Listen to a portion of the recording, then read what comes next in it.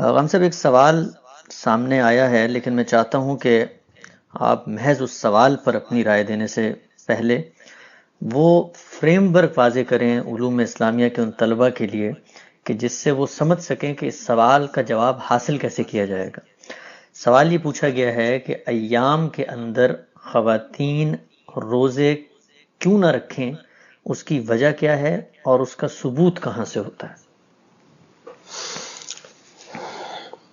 یہ آراء کافی عرصہ پہلے سامنے آتی رہی ہیں۔ بعض علماء عرب نے بھی اس کے بارے میں اپنا نقطہ نظر بیان کیا۔ ہمارے ہاں بھی بعض لوگ یہ رجحان رکھتے ہیں۔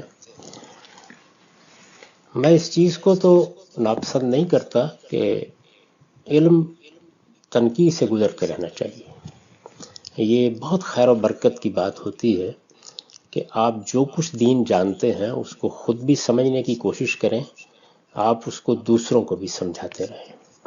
بلکہ میرے نزدیک یہ خود سمجھنے کی کوشش اہم ترین ہے۔ میرا دین ہے، یہ مجھے اس پر عمل کرنا ہے، میں اس کے لیے جواب دہ ہوں۔ دوسروں کو کیا بتانا ہے یہ تو بعد کی بات ہے۔ تو یہ ایک زندہ روایت ہے۔ آپ اگر اپنی امت پر نگاہ ڈال کے دیکھیں تو یہ روایت ایسے ہی رہی ہے۔ اس لیے کوئی نئی رائے سامنے آئے، کوئی نئی تنقید سامنے آئے تو اس کے اوپر رد عمل نہیں ظاہر کرنا چاہیے۔ وہ اگر غلط بھی ہوگی تو یہ موقع فراہم کرے گی کہ بعض حقائق کو واضح کیا جائے، کچھ نئی چیزیں سامنے لائی جائیں۔ جو چیز اصول میں مانی جاتی ہے اس کا تفریعات سے تعلق واضح کیا جائے۔ تو جب بھی کوئی شخص اس طرح کی کوئی بحث چھیڑے گا تو میرے نزدیک وہ بڑا احسان کرے گا۔ یعنی وہ یا تو کسی حقیقت کی طرف توجہ دلا دے گا، ہماری کسی غلطی پر متنبہ کر دے گا، تو اس پر تو اللہ کا شکر ادا کرنا چاہیے۔ لیکن اگر وہ کوئی غلط تنقید بھی کرے گا، غلط نتیجہ بھی نکالے گا تو ہمیں موقع دے گا کہ ہم اپنے دین کو اور زیادہ گہرائی کے ساتھ سمجھیں۔ اور یہ چیز صرف دین سے متعلق ہی نہیں ہے بلکہ ہر علم میں ایسے ہی ہوتا ہے۔ یعنی کوئی سائنس میں سوال اٹھایا جائے گا، کوئی تاریخ میں نیا پہلو نمایاں کیا جائے گا تو آپ کو موقع ملے گا کہ آپ دوبارہ سارے مواد کو دیکھیں۔ تو میں اس کو اس لحاظ سے بڑی اہمیت دیتا ہوں۔ یعنی اگرچہ مجھے اس نقطہ نظر سے ہمیشہ اختلاف رہا ہے، میں نے اس کو کبھی قبول نہیں کیا۔ میں نے جب میزان میں جو دین پر میری کتاب ہے روزے کا باب لکھا ہے تو اس میں اسی چیز کو بیان کیا ہے جو ہمارے ہاں تمام لوگ مانتے ہیں۔ میرے نزدیک وہ بالکل ٹھیک ہے۔ اس سے قطع نظر کہ میری کیا رائے ہے، دیکھنا یہ چاہیے کہ جب آپ کو کوئی مسئلہ پیش آیا ہے اور اس میں کچھ لوگوں نے کچھ سوالات اٹھا دیے ہیں تو کیا ہم کچھ حقائق پر دوبارہ غور کرنے کے لیے تیار ہوتے ہیں؟ تو میں تو ہر وقت تیار رہتا ہوں، پہلی بات یہ۔ اور دوسرے یہ کہ حقائق پر غور کرنے کے نتیجے میں اگر آپ یہاں پہنچتے ہیں کہ مخاطب نے بات ٹھیک نہیں کی، اس نے راستہ غلط اختیار کر لیا ہے، تنقید کا یہ طریقہ صحیح نہیں ہے، یا استدلال کی بنیادوں میں کمزوری ہے، تو یہ چیز آپ کو موقع دے گی کہ آپ دین کے حقائق کو مزید واضح کریں۔ اے کاش ہمارے دوسرے اہل علم بھی جب اس طرح کی کوئی اختلافی رائے سنیں تو یہی رویہ اختیار کریں، اور اس طریقے سے ان لوگوں کے احسان مند ہوں جنہوں نے ایک غلط تنقید کر کے بھی ان کو یہ موقع دیا ہے کہ وہ لوگوں کو ایجوکیٹ کر سکیں اور صحیح بات سامنے رکھ سکیں۔ یہ چونکہ میرے نزدیک بنیادی رویے کی بات ہے، جیسے ہی کوئی اس طرح کی آتی ہے تو ہم ایک رد عمل کی نفسیات میں مبتلا ہو جاتے ہیں، اور ہمیں یہ خوف لاحق ہو جاتا ہے کہ کوئی گمراہی پیدا ہو جائے گی۔ نہیں، کچھ نہیں ہوگا۔ اللہ کا دین بڑی محکم بنیادوں پر قائم ہے، ہمارے پاس اللہ کی کتاب ہے، ہمارے پاس پیغمبر کی سنت ہے، ہم روشنی میں کھڑے ہیں۔ صرف یہ ہے کہ کسی موقع پر کوئی چیز اشکال کا موجب بن جاتی ہے، اس کی وضاحت کی ضرورت ہوتی ہے۔ اس بنیادی چیز کو سامنے رکھ کر اب یہ دیکھیے کہ جب آپ کو دین میں کوئی بات معلوم کرنی ہے تو آپ کے پاس دین سے متعلق جو کچھ بھی ماخذ ہیں پہلے ان کو متعین کر لیجیے۔ آپ اس سے اختلاف نہیں کریں کہ سب سے پہلا ماخذ کیا ہے؟ قرآن مجید۔ لیکن قرآن مجید میں آپ جائیں گے تو محض یہ خیال نہ کر لیجئے گا کہ اگر قرآن مجید نے کسی چیز کا ذکر کر دیا ہے تو اب گویا وہی اس کی ابتدا بھی کر رہا ہے۔ اچھا، یہ اہم ترین سوال ہے، اور اگر آپ ادنا درجے میں بھی اس معاملے میں غلطی کر گئے تو یوں سمجھ لیجئے کہ تا سریا میر ابد دیوار کج، میں نے اسی پر اپنی کتاب میں، اپنی تفسیر میں جگہ جگہ متنبع کیا ہے اور یہ بتایا ہے کہ خاص طور پر یہ جو ہمارے اعمال ہیں، جیسے نماز ہے، روزہ ہے، حج ہے، قربانی ہے، اسی طرح اور بہت سی چیزیں ہیں، یہ سب کے سب وہ سنت ہے جو سیدنا ابراہیم علیہ السلام سے عرب میں موجود تھی، اور اصلاً یہ پیغمبروں کا دین ہے۔ گویا آدم علیہ السلام سے لے کر محمد الرسول اللہ صلی اللہ علیہ وسلم تک یہی دین تھا جس پر لوگ عمل کر رہے تھے، یعنی اس کی ابتدا رسول اللہ صلی اللہ علیہ وسلم سے نہیں ہوئی۔ ٹھیک، رسول اللہ صلی اللہ علیہ وسلم اس کے آخری پیغمبر ہیں۔ یہ جو بنیادی بات بتانے کی کوشش کی ہے، تو اب یہ چیز یوں نہیں ہے کہ رسول اللہ صلی اللہ علیہ وسلم جب یہ بات بیان کریں گے، اگر اس کا ذکر قرآن میں آ گیا تو آپ قرآن کو ابتدائی ماخذ قرار دے دیں، نہیں، اب آپ قرآن کے اندر جائیں جی، اور تدبر کے ساتھ دیکھیں کہ وہ کسی چیز کی ابتدا کر رہا ہے یا پہلے سے موجود کسی چیز کے بارے میں بات کر رہا ہے۔ اچھا، نماز کے بارے میں آپ دیکھیے کہ ہمارے ہاں ایک پورا مدرسہ فکر پیدا ہو گیا کہ جو قرآن رکھ کے بیٹھ جاتا ہے اور اس کے بعد قرآن میں نماز کے اوقات کون سے بیان ہوئے ہیں جی، ان کو مجمل بیانات سے متعین کرنے کی کوشش کرتا ہے۔ بالکل۔ اچھا، اسی طرح اگر آپ کبھی غور کریں تو قرآن مجید میں ایک جگہ سورہ نساء میں اللہ تعالیٰ نے حضور کی موجودگی میں صلاۃ الخوف پڑھنے کا طریقہ بتایا ہے۔ جی، تو اس میں چونکہ کچھ رکعتوں کا ذکر بھی آ گیا ہے تو وہاں سے رکعتیں متعین کرنے کی کوشش کرتے ہیں، اور بعض لوگ سرے سے صلاۃ کے معنی ہی تبدیل کرنے کے لیے کھڑے ہو جاتے ہیں۔ جی، جی، یہ سب کیوں ہوتا ہے؟ کیا وجہ ہے اس کی؟ اس لیے کہ آپ یہ سمجھ نہیں سکے کہ نماز کی ابتدا قرآن نہیں کر رہا۔ ایسے ہی آپ سورہ بقرہ میں جائیے، سورہ حج میں جائیے اور پھر حج سے متعلق چیزیں دیکھیے جو قرآن نے بیان کی ہیں، جی، وہاں پر بھی آپ کو ایک ایک آیت بتائے گی اگر آپ تدبر کریں گے کہ قرآن اس عبادت کی ابتدا نہیں کر رہا۔ قربانی کا یہی معاملہ ہے، عمرے کا یہی معاملہ ہے، یعنی جتنی عبادات ہیں، ابھی میں باقی بات نہیں کرتا، جتنی عبادات ہیں ان سب کے بارے میں یہ بات علی الاطلاق کہی جا سکتی ہے کہ ان میں سے کسی کا بھی ابتدائی بیان قرآن میں موجود نہیں۔ روزے کا بھی یہی معاملہ ہے۔ میں بھی اس پر آتا ہوں، کسی کا بھی ابتدائی بیان قرآن، ابتدائی بیان سمجھتے ہیں کیا ہے؟ یہ اہم بات ہے جو میں عرض کر رہا ہوں، اس لیے کہ لوگ خیال کرتے ہیں کہ قرآن اللہ کی کتاب ہے جی، تو اس کو کھولیں گے نا پہلے، ہاں جی، لیکن پہلے کھول کے دیکھ تو لیں کہ قرآن مجید کسی موجود چیز پر گفتگو کر رہا ہے یا آج اس کی ابتدا کر رہا ہے۔ مثلا اگر ابتدائی بیان ہوتا تو کیسے ہوتا، اس کا فرق ذرا واضح کرنا یعنی یہ بتایا جائے گا نا کہ آج تمہارے اوپر یہ چیز فرض کی گئی ہے یا اب تم نے یہ عبادت کرنی ہے، اب تم نے اس طریقے سے یہ معاملہ انجام دینا ہے، پھر اس کی تفصیلات بتائی جائیں گی۔ میں ابتدائی بیان کی مثالیں دے دیتا ہوں۔ زنا کی سزا کیا ہوگی، یہ ابتدائی بیان ہے۔ چوری کی سزا کیا ہوگی، یہ ابتدائی بیان ہے، نکال کے دیکھ لیجیے۔ جی، تو قرآن کا اسلوب آپ کو بتا دے گا۔ اب ایک مزید بات کروں، جی، عبادات سے متعلق پورا حدیث کا ذخیرہ پڑھ لیجئے، کسی جگہ آپ کو عبادات کے بارے میں کوئی ابتدائی بیان نہیں ملے گا، یعنی نہ قرآن مجید میں ابتدائی بیان ہے کسی عبادت کا، نہ حدیث میں ابتدائی بیان ہے کسی عبادت کا۔ کیوں؟ وجہ کیا ہے؟ اس لیے کہ عبادات ایک سنت ثابتہ کی حیثیت میں پہلے سے موجود ہے، یعنی ان کی تاریخ کیا ہے؟ انبیاء علیہ السلام ان عبادات کا اہتمام کر رہے ہیں، عرب میں یہ سیدنا ابراہیم علیہ السلام کے ذریعے سے جاری ہوئی ہیں، ابراہیم علیہ السلام کی ذریت ہے بنی اسماعیل جن میں ان سب چیزوں کا اہتمام ہو رہا ہے۔ اس میں غلطیاں بھی ہیں، کوتاہیاں بھی ہو گئی ہیں، بدعتیں بھی آ گئی ہیں، یہاں تک کہ محمد الرسول اللہ صلی اللہ علیہ وسلم کی بعثت ہوئی ہے۔ جب آپ کی بعثت ہوئی ہے تو آپ نے سب سے پہلے اللہ کے آخری پیغمبر کی حیثیت سے یہ عبادات جاری کر دی ہیں۔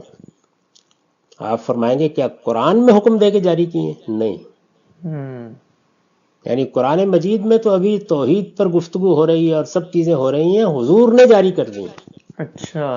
اچھا، اب باقی پر تو کسی اور وقت میں بات کریں گے اور دیکھیں گے کہ قرآن مجید میں کیسے یہ چیزیں بیان ہوئی ہیں۔ آئیے روزے کی آیات پر چلتے ہیں۔ جی روزے کی آیات کو آپ پڑھیے تو آپ تدبر کے ساتھ جب پڑھیں گے تو پہلی حقیقت آپ پر جو واضح ہوگی وہ یہ واضح ہوگی کہ یہ جو آیت ہے کتب علیکم الصیام کما کتب علی الذین من قبلکم، لوگو تم پر ایمان والو، یا ایھا الذین آمنو، ایمان والو تم پر روزہ اسی طرح فرض کیا گیا ہے جس طرح تم سے پہلی امتوں پر فرض کیا گیا۔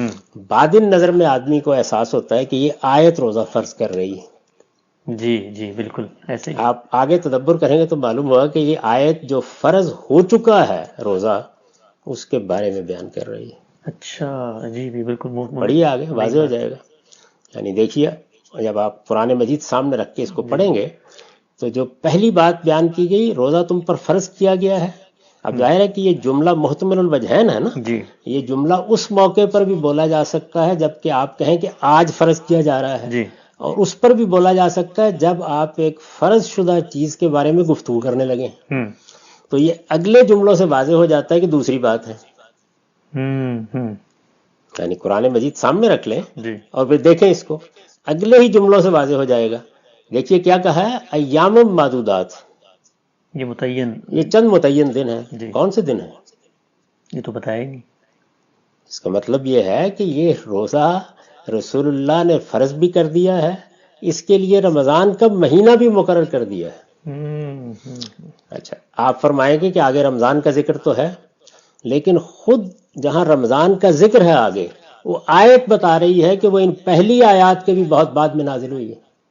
شہر رمضان الذی انزل فیہ قرآن، یعنی وہ جو حصہ ہے جی شہر رمضان الذی انزل فیہ القرآن، وہ خود بتا دے گا آگے سے، میں اس کی طرف اشارہ کروں گا، جی وہ خود آگے جا کے بتا دے گا کہ وہ بعد میں نازل ہوا ہے۔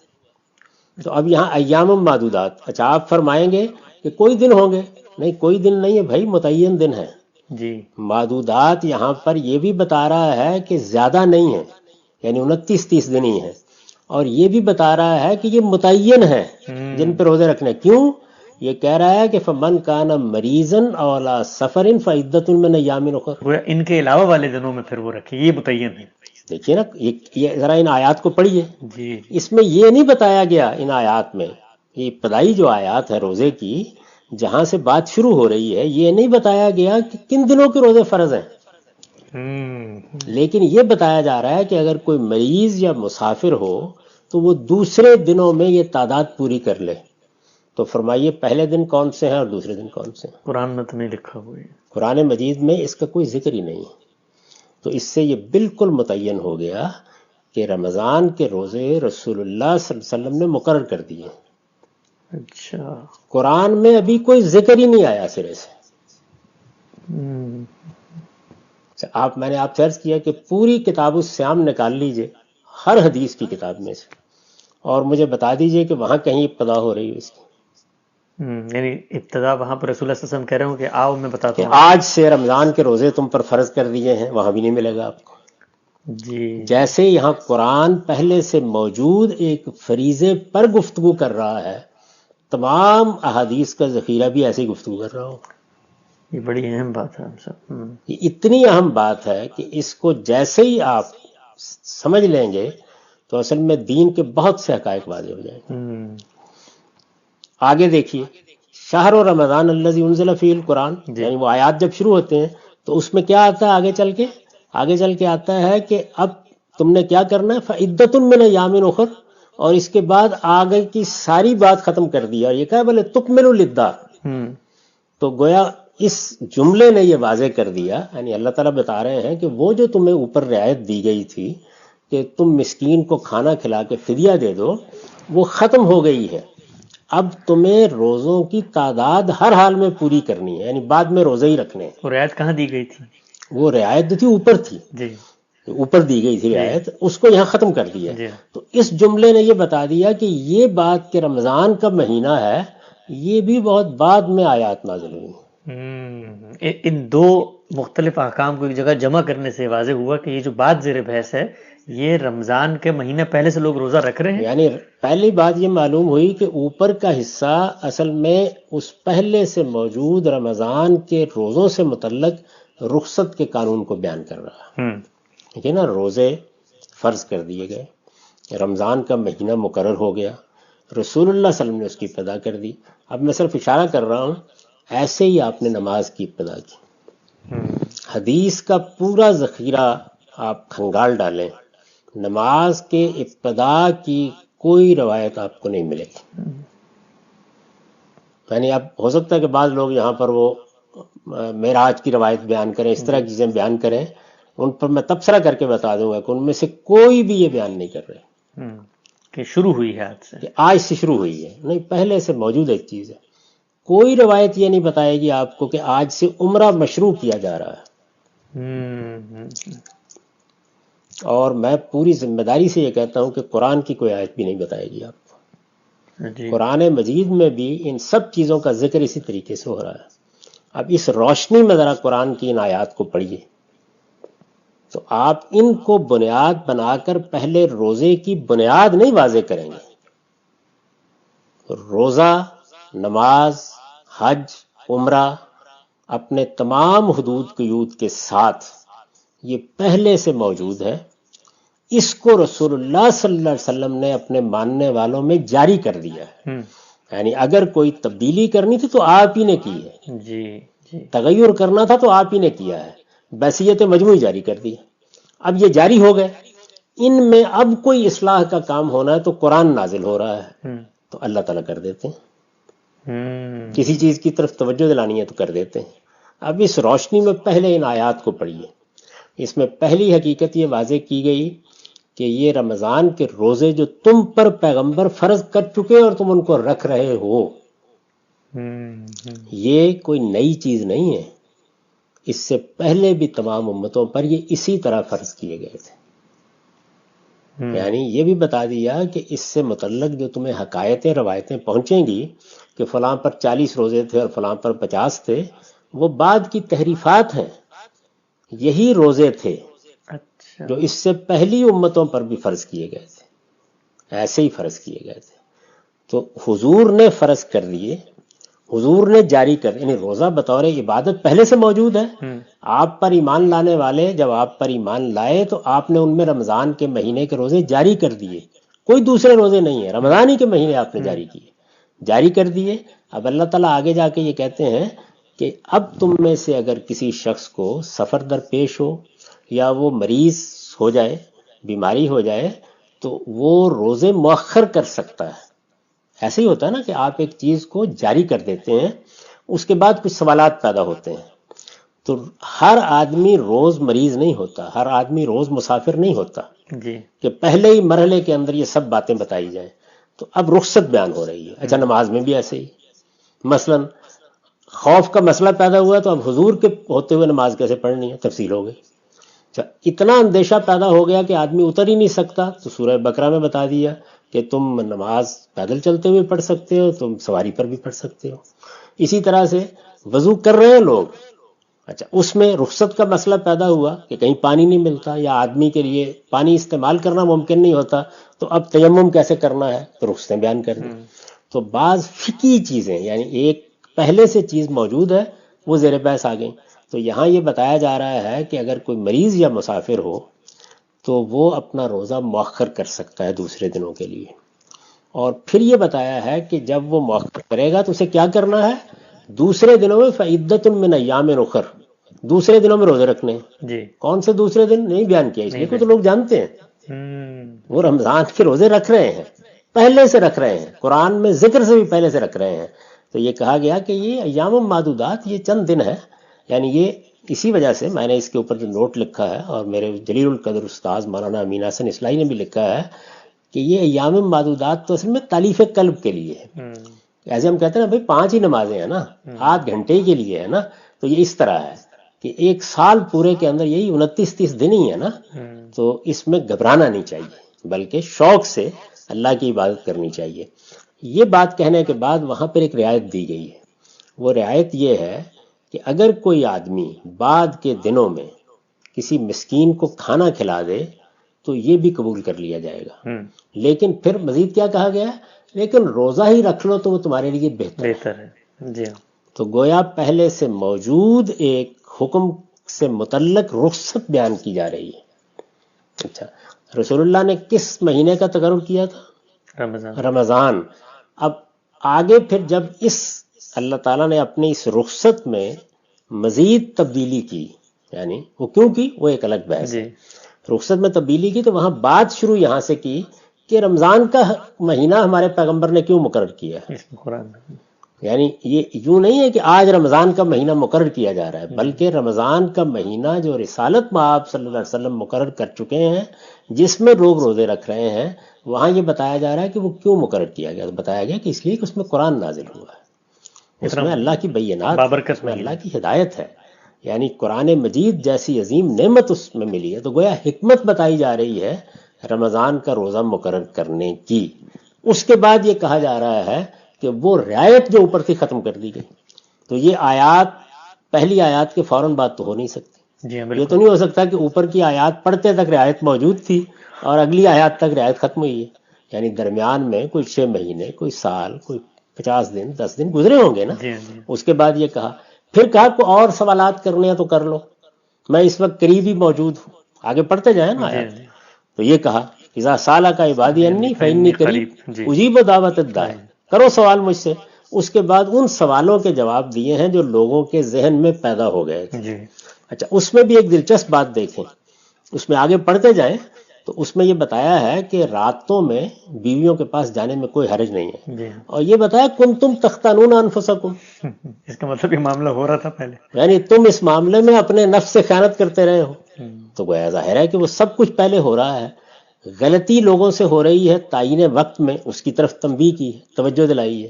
یعنی ایک عمل شروع ہو گیا ہے، اس سے متعلق توجہ دلائی جا رہی ہے. مزید آگے دیکھیں، یعنی صرف یہ نہیں کہ رمضان شروع ہو چکا ہے، روزے شروع ہو چکے ہیں، بلکہ اس میں اعتکاف بھی شروع ہو چکا ہے. تو اس میں کہا ہے کہ اعتکاف اگر تم بیٹھے ہو انتم عاکفون فی المساجد، یعنی کوئی اعتکاف کا ابتدائی حکم ہے ہی نہیں کہیں بیٹھے ہو تو پہلے سے. تم جب اعتکاف میں بیٹھے ہوتے ہو تو اس وقت تم رات میں بھی بیویوں کے قریب نہیں جاؤ گے. اس وقت میں پوری آیات کا درس نہیں دے رہا، لیکن آپ کو میں نے ان چیزوں کی طرف توجہ دلائی ہے جو یہ بتا رہی ہیں کہ قرآن مجید سے روزے کے حکم کی ابتدا نہیں ہوئی. وہ ایک سنت ثابتہ کی حیثیت سے رسالت مآب صلی اللہ علیہ وسلم جاری کر چکے ہیں. اب مجھے یہ بتائیے کہ رسالت مآب صلی اللہ علیہ وسلم جب جاری کریں گے روزے کو، تو اس میں اگر کوئی مسافر ہے یا مریض ہے، وہ تو روز نہیں ہوتے نا. سفر کرے گا کوئی آدمی، سوال پیدا ہوگا، جواب دے دیا جائے گا. کوئی مریض ہو جائے گا، پوچھے گا، جواب دے دیا جائے گا. بیویوں کو بھی مؤخر کیا جا سکتا ہے؟ نہیں، وہ تو آپ کے گھر کے اندر رہ رہی ہیں، آپ کی اہلیہ نہیں، تو باقی جو خواتین ہیں جنہوں نے روزے رکھنے ہیں، یعنی آج آپ نے رمضان کا روزہ جاری کر دیا، پہلے دن بتانا پڑے گا کہ ایام میں روزے رکھنے یا نہیں رکھنے. وہ تو پہلے دن کا سوال ہے، یعنی یہ مؤخر کیا ہی نہیں جا سکتا، اس لیے کہ جس دن آپ حکم دیں گے اس دن بھی ہو سکتا ہے کہ 50-100 عورتیں اسی بستی کے اندر اس صورتحال سے دوچار ہوں. بالکل ایسے ہی. تو یہ چیز بھی گویا رسالت مآب صلی اللہ علیہ وسلم نے جاری کر دی پہلے دن. تو پہلی بات جو سمجھ لیجئے وہ یہ ہے کہ آپ قرآن سے روزے کو سمجھنے کی ابتدا نہیں کریں گے. اچھا، قرآن سے سمجھنے کی ابتدا نہیں کریں گے تو آپ کہیں گے حدیث سے، وہاں بھی نہیں، وہاں بھی نہیں ہے. کیا نہیں ہے؟ وہاں بھی روزے کے حکم کی ابتدا نہیں ہو رہی. جیسے قرآن پہلے سے موجود ایک عبادت سے متعلق گفتگو کر رہا ہے، تمام ذخیرہ حدیث بھی ایسی گفتگو کر رہا ہے. یعنی یہ بڑی بنیادی چیز ہے. اگر آپ اس کو سمجھ لیں گے بہت سی چیزیں واضح ہو جائیں گی. یعنی قرآن مجید کیا کر رہا ہے؟ رسالت مآب صلی اللہ علیہ وسلم رمضان کے روزوں کی سنت قائم کر چکے ہیں. آپ نے وہ روزے فرض کر دیے. رمضان کے روزے میں صحابہ اللہ کی عبادت کر رہے ہیں اللہ کے بتائے ہوئے طریقے. اللہ کا بتایا ہوا طریقہ نہیں، رسول اللہ کا بتایا ہوا طریقہ. یہ سمجھ لیں یہ بات، پیغمبر کی حیثیت کیا ہے. اس کے بعد قرآن گفتگو کر رہا ہے. اچھا، اس کے بعد رسول اللہ بھی بعض سوالوں کے جواب دے رہے ہیں. بعض آداب بیان کر رہے ہیں، بعض بشارتیں دے رہے ہیں، لیکن یہ سب کچھ جاری کرنے کے بعد دے رہے ہیں۔ تو حدیثوں میں جو کچھ بیان ہوا ہے وہ بھی گویا اس سنت کے جاری ہونے کے بعد پہ گفتگو ہے، اور قرآن میں جو کچھ بیان ہوا ہے وہ بھی گویا اس سنت کے جاری ہونے کے بعد کی گفتگو ہے۔ وہ سنت اب ہمیں کہاں سے معلوم ہوگی؟ وہ مسلمانوں کے اجماع اور تواتر سے معلوم ہوگی۔ اچھا، اس کو ذرا مزید تھوڑا سا دیکھ۔ یعنی جو عمل مسلمانوں میں جاری کر دیا گیا، جیسے نماز ہے، جیسے حج ہے، تو مسلمانوں کا علم اس پر اپنے اجماع کا اعلان کرے گا۔ مسلمانوں سے مراد سب سے پہلے صحابہ کرام، اس کے بعد نسلاً بعد نسلاً ہر دور کے اہل علم اس کو ثبت کرتے چلے جائیں گے۔ وہ آپ کو بتاتے چلے جائیں گے کہ اجماع اہل العلم، اس پر اہل علم کا اجماع ہے۔ اس کو امام شافعی نے الرسالہ میں موضوع بنایا توجہ دلانے کے لیے، اور یہ کہا کہ ہمارے دین کی بنیاد علم العامہ پر ہے۔ وہ علم العامہ کیا ہوتا ہے؟ وہ نقل الکافہ عن الکافہ سے منتقل ہوتا ہے، یعنی مسلمان پورے کے پورے اس جاری سنت کو جاری کرتے ہیں آگے۔ تو جو رسالت مآب صلی اللہ علیہ وسلم نے یہ ہدایت فرمائی کہ آپ ایام میں روزے نہیں رکھیں گی، ایام میں نماز نہیں پڑھیں گی، دونوں کو لے لیجیے اکٹھا ہی، نہ ایام میں نماز پڑھیں گی نہ ایام میں روزے رکھیں گی، یہ کیا ہے؟ علم العامہ ہے۔ یہ کہاں نقل ہوگا؟ یہ حدیثوں میں نہیں ہوگا، یہ قرآن میں بھی نہیں ہوگا۔ یہ مسلمانوں کے اہل علم مسلمانوں کے اجماع کی حیثیت سے ریکارڈ میں منتقل کریں گے۔ مثال کے طور پر رسول اللہ صلی اللہ علیہ وسلم نے آج روزے کی ابتدا کی، اور رمضان کا مہینہ چل رہا ہے، اور عورتوں کو، جتنی عورتیں آپ کے ارد گرد مکے میں موجود ہیں، ان کو بتا دیا کہ تم لوگوں نے جو ایام سے انہوں نے نہیں رکھنا۔ تو اب یہ رسول اللہ کی ہدایت وہ تمام عورتیں، ان کے والدین، ان کے بہن بھائی جو سن رہے ہیں آپ صلی اللہ علیہ وسلم کی ہدایت، آگے اپنی بچیوں کو، وہ اپنی بچیوں کو بتائیں گے۔ مجھے اجازت ہے میں عرض کروں، رسول اللہ کو بتانے کی ضرورت ہی نہیں ہے۔ یہ پہلے سے موجود روزے کی جو سنت ہے انبیاء کی، اس میں موجود معلوم ہے لوگوں کو۔ اچھا، یہ بھی ضرورت نہیں ہے، یہ بھی ضرورت نہیں ہے کہ رسول اللہ ان کو بتائیں کہ یہ کام، یہ بھی ضرورت نہیں ہے۔ میں نے تو یہ کہا کہ اگر یہ ضرورت ہوتی تو تب بھی یہ ضرورت مؤخر نہیں کی جا سکتی تھی۔ جی، وہ تو اسی دن ہوتی جو بھی ہوتی۔ جب آپ روزے فرض کریں گے تو اگر یہ چیز موجود ہے تو اسی وقت بتائیں گے۔ تو اب آپ یہ دیکھیے کہ جس وقت ہم یہ کہتے ہیں کہ سنت اجماع اور تواتر سے منتقل ہوئی ہے، تو اجماع کا کیا مطلب ہوتا ہے؟ اہل علم کا اجماع، اور اہل علم کے اس اجماع سے مسلمان سب اتفاق کر رہے ہوتے ہیں۔ تو اس طرح کی چیزیں ظاہر ریکارڈ میں جائیں گی نا، یعنی مسلمانوں کے علماء اس چیز کو اپنی کتابوں میں ثبت کریں گے۔ تو جب کتابوں میں ثبت کریں گے تو میں نے اسی لیے توجہ دلائی تھی کہ سنت معلوم کرنی ہو ریکارڈ میں، یعنی سنت مسلمانوں میں جاری ہوگی، مسلمانوں کے تمام اہل علم اس کو بیان کر رہے ہوں گے، آپ کے تمام اہل علم کا اس پر اتفاق ہوگا۔ یہ بات تو آپ آج کے زمانے میں بھی دیکھ لیں گے، لیکن پیچھے جا کے دیکھنا چاہیں یعنی اس کے ریکارڈ کو، تو جب سے آپ کا ریکارڈ مرتب ہوگا، آپ جانتے ہیں اس کو کیسے بیان کریں گے؟ اجماع اہل العلم، اتفق المسلمون، اجماع المسلمون، یعنی یہ ایسے نقل ہوتی ہے۔ اس کے لیے روایتیں نہیں بیان کی جاتی، یعنی مسلمانوں کے تمام اہل علم کا فلاں بات پہ اجماع ہے۔ یہ وہ اجماع نہیں ہوتا کہ جو کسی قرآن کی آیت کو سمجھنے پر ہو گیا، کسی حدیث کا مدعا طے کرنے پہ ہو گیا، وہ فہم کا اجماع ہوتا ہے۔ جی، اس سے آپ کھڑے ہو کے اختلاف کیجئے، اس میں کوئی گناہ کی بات نہیں ہے، کیونکہ وہاں پر ہمارے پاس اصل بنائے استدلال موجود ہوتی ہے۔ یعنی اگر وہ حدیث کا فہم ہے تو حدیث موجود ہوگی، اگر وہ قرآن کا فہم ہے تو قرآن موجود ہوگا۔ تو اس اجماع کو اس سے الگ رکھیے۔ یہ اجماع وہ ہے کہ جہاں پر قرآن کی کسی آیت کا فہم نہیں بیان ہو رہا، جہاں پر کسی حدیث کا فہم نہیں بیان ہو رہا، بلکہ جہاں مسلمانوں کے اندر جاری ایک دینی عمل کو بیان کیا جا رہا ہے، تو یہ اجماع وہ ہے جس سے ہمارا پورا دین ہمیں منتقل ہوا ہے۔ صحابہ کا اجماع، یہاں سے اس کی ابتدا ہوتی ہے، اس کے بعد پھر یہ مسلمانوں کے اہل علم کا اجماع ہے۔ لوگ پوچھتے ہیں نا کہ آج تو ہم مسلمانوں سے پوچھیں گے نا، اس وقت آپ چلے جائیں مراکش سے لے کے انڈونیشیا تک، آپ کو تمام مسلمانوں کا علم، یعنی وہ حنفی ہوں، شافعی ہوں، مالکی ہوں، حنبلی ہوں، دنیا بھر میں پھیلے ہوئے ہیں نا، مختلف جگہوں پر ہیں، جی سب یہ کہیں گے کہ نہ رمضان کے روزوں میں عورت یعنی ایام سے ہو تو نہ روزے رکھ سکتی ہے اور نہ عام دنوں میں بھی نماز پڑھ سکتی ہے، جی سب یہی کہتے ہیں سب یہی کہیں گے۔ جی تو یہ آپ کے علم میں آ گیا۔ اب آپ اس کی تاریخ پیچھے ٹریس کیجئے کہ یہ اور آج تو نہیں دیکھیے کرنا کیا کسی قرآن کی آیت کے فہم سے اس کی ابتدا ہوئی ہے؟ چاہیے، نہیں اگر وہاں ہوئی ہے تو کوئی اہمیت نہیں اس کی، وہاں ہم قرآن کی آیت دیکھیں گے۔ آپ دیکھیے کیا کسی حدیث کے فہم سے اس کی ابتدا ہوئی ہے؟ وہاں ہے تو ہم کو حدیث روایت کو دیکھ لیں گے۔ اس کی ابتدا آپ کو ان میں سے کسی چیز سے نہیں ملے گی۔ آپ جب پیچھے جائیں گے تو آپ کو یہ مسلمانوں کے دین کی اس روایت پر اجماع ملے گا جو حضور سے جاری ہوئی ہے۔ تو اس لیے میرے نزدیک یہ پہلی بنیادی چیز ہے، یعنی قرآن اس کی ابتدا نہیں کر رہا، یہ مسلمانوں کے اجماع اور تواتر سے منتقل ہوئی ہے۔ تواتر تو آپ دیکھ رہے ہیں، پوری مسلمان امت ہر دور میں دیکھ لیں، ہر زمانے میں دیکھ لیں، اسی طرح بیان کر رہی ہے، یہ بات واضح ہو گئی۔ جی اب جو اس ذیل میں ایک حدیث بیان کی جاتی ہے، وہ حدیث اس مسئلے کو بیان ہی نہیں کر رہی، وہ تو اس سے متعلق ایک عقلی سوال پیدا ہوتا ہے۔ وہ عقلی سوال معاذہ نامی ایک خاتون نے سیدہ عائشہ سے، یعنی رسالت مآب صلی اللہ علیہ وسلم کی زوجہ محترمہ سے، جی جو خود بہت بڑی عالمہ ہے، جی ان سے پوچھا ہے۔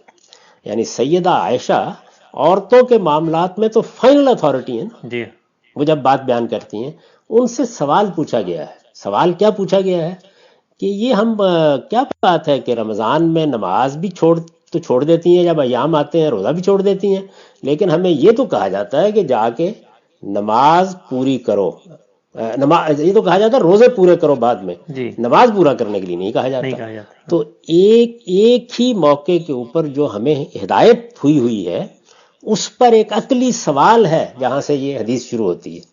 حدیث یہ نہیں بیان کر رہی۔ ابھی میں اس پر کسی موقع پر تفصیلی بات کروں گا، فی الحال تو میں صرف اصولی باتیں کر رہا جی ہوں۔ اسی طرح اس میں جو ایک مسئلہ اٹھا دیا ہے بعض لوگوں نے، اور ہم سب ان کا احترام کرتے ہیں، کہ قضاء کا لفظ ادا کے معنی میں استعمال ہوتا ہے، ہرگز نہیں، پورا کرنے کے معنی میں استعمال ہوتا ہے۔ قضاء کا لفظ ایک تو اس کا وہ مفہوم ہے نا، فیصلہ کرنا، جی یعنی بہت سے معنی ہوتے ہیں، لیکن اس سیاق میں جب یہ لفظ استعمال ہے پورا کرنے کے معنی میں ہے۔ یعنی کسی چیز کی آپ نے ابتدا کر دی، مثال کے طور پر آپ نے حج کرنا شروع کر دیا، تو آپ کہیں گے فَإِذَا قَضَيْتُم مَنَاسِكَكُمْ، جب تم نے جن مناسک کو ادا کرنے کی ابتدا کی تو انہیں پورا کر لو۔ آپ نے وعدہ کیا، عہد باندھا، وہ عہد آپ نے جب باندھ لیا، اب وہ عہد مکمل ہوا، پائے تکمیل کو پہنچا، اس کا حق ادا ہوا ہے، قضا نہ ہوگا، ہو جائے گا۔ تو قضا کا مطلب ہے پورا کرنا۔ اچھا، یہ جو فقہا کے ہاں یہ نماز کی قضا پڑھنی ہے کہ معنی میں استعمال ہوا ہے، وہ جانتے ہیں کہاں سے استعمال ہوا ہے؟ کیسے؟ یعنی میں نے روزے چھوڑ دیے، اب میں پوچھتا ہوں کہ کیا یہ روزے پورے کرنے پڑیں گے؟ جی میرے 5 روزے چھوٹ گئے مثال کے طور پر، جی کیا یہ روزے پورے کرنے پڑیں گے؟ کرنے پڑیں گے۔ تو پورے کرنے کے معنی ہے قضا، جو آپ بولتے ہیں، یعنی بعد میں رکھنے پڑیں گے۔ تو اصل میں یہ مطلب ہے اس کا۔ تو اب روایت پر ہم کسی وقت تفصیل سے گفتگو کریں گے، میں صرف اس کو اصول بتا رہا ہوں۔ تو پورے کرنے، تو یہ ایک ہی معنی ہے جس میں استعمال ہوتا ہے۔ آپ نے کسی عمل کی ابتدا کر دی تو کہیں گے کہ پورا کریں اس عمل کو، جیسے سورہ جمعہ میں ہے، یعنی جب نماز کے لیے آواز دی جائے تو اللہ کے ذکر کی طرف جد و جہد کر کے پہنچو، بھاگتے ہوئے پہنچو، جاؤ صحیح کرتے ہوئے۔ اب وہاں کیا آتا ہے؟ فَإِذَا قُضِيَتِ الصَّلَاةُ، یعنی ابتدا ہو گئی، اذان ہوئی، آپ گئے، آپ نے شروع کر دیا۔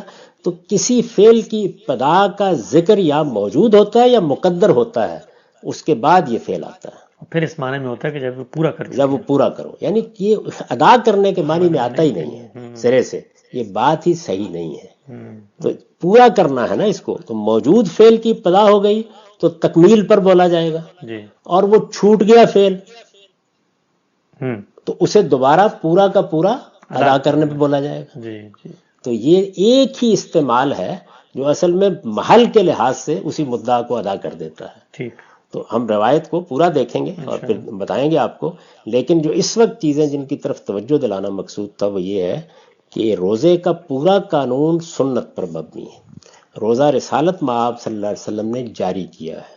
قرآن مجید نے اس میں بعض سوالوں کا جواب دیا ہے، کچھ تخفیفات ہیں، کچھ حکمتیں بیان کی ہیں، وہ بات کا معاملہ ہے۔ تمام حدیثوں میں بھی یہی صورتحال ہے۔ اصلاً یہ بات کہ خواتین ایام میں نہ نماز پڑھیں گی نہ روزہ رکھیں گی، یہ سنت سے ثابت ہے، اور سنت کس چیز سے ثابت ہوتی ہے؟ اہل علم کے اجماع سے، ٹھیک، مسلمانوں کے اتفاق سے۔ اس کا ماخذ یہ ہے، یہ کہاں سے تلاش کریں؟ یہ اہم سوال ہے، کہاں سے تلاش کریں؟ سب سے پہلے جب آپ کو سنت سے متعلق کچھ جاننا ہو تو جا کے سب سے پہلے مسلمانوں کے علم کی طرف رجوع کریں جو اس وقت آپ کے سامنے ہے۔ سب سے پہلی شہادت وہ دے گا۔ جیسے ہی مسلمانوں کا پورا علم، مراکش سے انڈونیشیا تک، ہر مدرسہ فکر کے لوگ، ہر فرقے کے لوگ، ہر گروہ کے لوگ آپ کو یہ بتا دیں کہ یہ دین ہے، تو اب اوپر جائیے۔ اوپر کہاں ملے گا؟ فقہا کی کتابوں میں۔ وہ دو کام کر رہے ہیں، ایک سنت کو ریکارڈ کر رہے ہیں، اور دوسرے اس سے متعلق آگے فقہی معاملات کی تنقیح کر رہے ہیں، اور دونوں کو ڈسٹنگ بھی کر رہے ہیں ہر جگہ۔ بالکل الگ الگ بیان کرتے ہیں۔ یعنی وہ بتائیں گے آپ کو کہ اگر، اور اس میں بھی اتفاق ہو جاتا ہے، مثلا کسی قرآن مجید کی آیت کے فہم پہ اتفاق ہو گیا، وہ اور چیز ہے۔